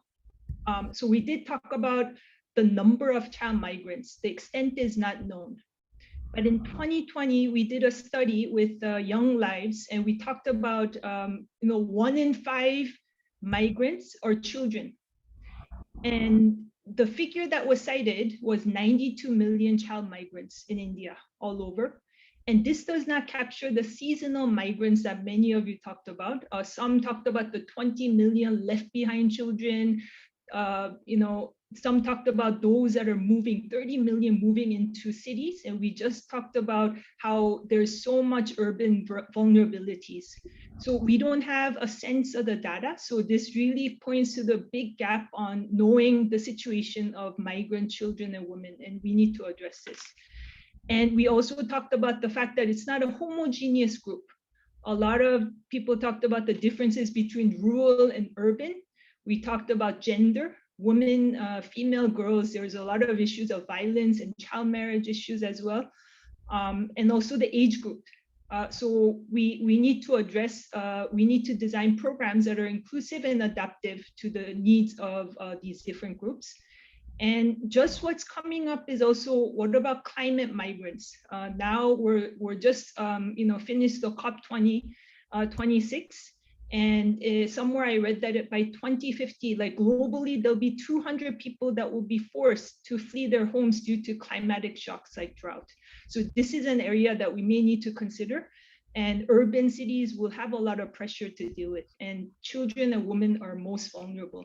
And I just want to frame all of our discussions today around the SDGs, leave no one behind, and reaching the furthest behind. And this is what we're doing today. And the ILO speaker talked about human rights, the right to health, the right to education, nutrition, safe water and sanitation, especially in urban cities we talked about, protective services, there's issues of child labor, violence against children, so we need to look at those. And social protection is not a service itself, it is a right. It is a right for children and women and the vulnerable migrants. So I just want to say that it's very, very relevant. And I won't go into the details, but I want to just pick up a few vulnerabilities that were exacerbated by COVID-19. School closures. We know that around 286 million children were affected by school closures in India. And we're not talking about migrants, or migrant children are more vulnerable. And we talked about the disruptions to quality learning, but we need to address two kind of groups. In terms of human capital, we know that 0 to 8 is a very, very important age where human, the cognitive and physical development happens, and we need to focus on the early years, and early years matter. And I think that's great that a lot of colleagues talked about ICDS, the importance of ensuring access to Angawadi centers. And then we also need to look at the next group, adolescent and young people. And a lot of people talked about the skills gap, particularly for migrant children, and this was also exacerbated recently, where we saw digital divide has become a key deprivation for children in India, but all over the world. So these are some things that I just wanted to kind of frame our discussion. And then what next? I just want to go back to DMI, how they framed the need for multi-sectoral approach. So they talked about real-time data to understand the situation, to identify the invisible, children and women. And some people talked about prioritizing on hotspots. So I think that's a great idea. There are good practices in your report, Mukta, the CPR report that talked about the cases at Amita, Gujarat, the cases of Maharashtra, where they have a tracking system, but then we also pointed to the risks, potential risks of digital solutions. So we need to consider those. And then the second thing, I think DMI framed is improved well-being. And those pointed to the need for dynamic and adaptable programs for migrants, especially children. Social protection schemes around the life cycle approach. We talked about ECD, but adolescent and young people as well. We talked about the need to now focus more on programs such as MREGA and PDS, livelihood missions, where it needs to be child and gender sensitive to reach large groups of migrants that are vulnerable. And I think it has to be coupled by other services. Adequacy of social protection is important, awareness raising is important, but also, let's say, we have to adapt programs like creche, not just creche, mobile creche. Some people talked about alternative schools instead of just static schools. I think in your report, you talked about multi-language curriculums to cater for migrant children that are moving to different locations. So these are some of the things that I think we need to consider. And very, very important thing coming up right now is adolescent mental health. The psychological distress that the children that are left behind, but the children that are going into new pockets of cities and different locations that are facing in the new environment, not knowing the language, seeing their family lose their livelihoods. These are, I think, key kind of considerations we need to consider. And I think a lot of colleagues talked about the dignified housing for women. I think this is a key kind of recommendation I heard over and over again by many of the speakers. And then lastly, and more importantly, a lot of the groups talk about empowerment of migrants. So it's not, we are not just a service provider, we need to actually engage with them and child and women to be center and forefront in terms of the planning process. And I think great work we've heard from a lot of the CSO partners that are working on the ground and engaging in, CSO networks to ensure that they actually have a voice. They need to, they have a voice to actually plan together what a very child and woman-friendly environment would be for them. And how do we get there? I just want to close by 4 P's: political will at the top level, highest level to address this issue. Second is policies. So a few colleagues talked about the need for Child Labor Act, that we need to look at it. And Niti Aayog is launching soon the national migration policy. We're here to help. Those need to be incorporating all of these points that came from the speakers and the reports that just came out. Third is partnerships, and I think we all have a role to play. So government, NGO, academics, UN, and all of the local partners on the ground, we need to work together. And we talked about the need for coordination among partners, urban and rural local bodies, state and local urban governance, and with CSO partnership. And some colleagues talked about the important link between urban and rural local bodies and CSO to bridge the gaps that we find, and also ensure participation. And then last P is people-centric, people.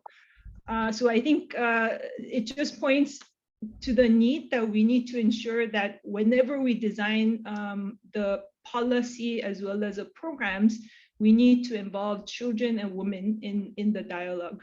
So I know that I wasn't supposed to speak about these things and just give vote of thanks, but now the most important, I move on to vote of thanks. On behalf of UNICEF and CPR India, we really want to thank everybody today, especially members of Niti Aayog, especially Dr. Muniraju, who's been at the forefront of this dialogue, this session, organizing, and also developing this critical national migration policy.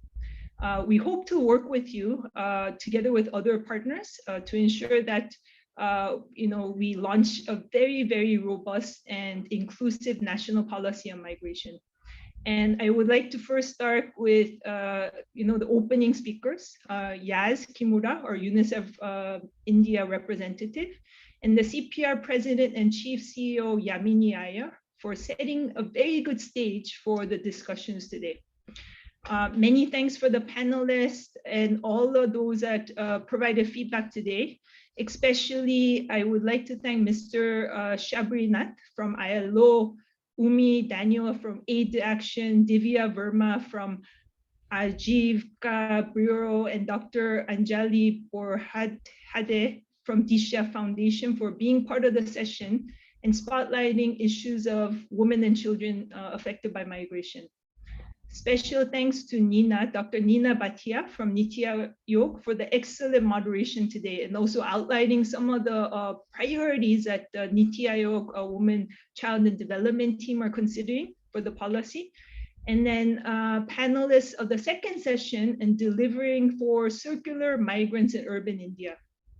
Ms. Amita from TISS Mumbai, Varun Agrawal from India Migration Now, Sudhir Katiyar from Center for Labor Research and Action, and Roshni Nuggehalli from UA, which I had a pleasure to meet in Mumbai recently, for sharing success stories and key points on how urban governance mechanisms can work for migrants.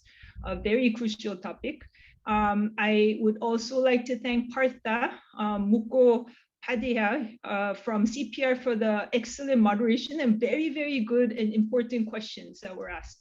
So I didn't mind spilling over time because the questions were so spot on and excellent. And on behalf of UNICEF Delhi, special gratitude to the colleagues from CPR and DMI colleagues for their presentation, as well as UNICEF state colleagues from Chhattisgarh, Gujarat, Maharashtra, Odisha, UP and Bihar, all of whom provided their time, support through the different phases of the studies for the CPR report that was released today. So we do have state-specific briefs that are being released as well. And there will be soon a policy dialogue in the forum around some of the key findings of the report. So this is not the end. This is only the starting point for the discussions that we hope will lead to and be helpful for the national policy. Lastly, this is the most important, so please don't go. Big round of applause for Mukta Naik from CPR India, who was leading the development of the report, her moderation today, or organizing, and Urvashi Kaushik, social policy M&E specialist in our India social policy team here in Delhi, Shruti Mohanty, and the team for really the hard work on organizing everything, leading everything on the portable social protection and migration study. And this is my closing, and I hope we continue the dialogue. Thank you so much for today and allowing us to be part of this discussion. And I wish you a very lovely day. And then somebody's calling, so that's my cue. Thank you, everyone. We're going to close now. Our CPR Zoom is very overbooked today, apparently. Thank you for staying till the end, and we will share, come back with all the resource materials in a bit. Thank you.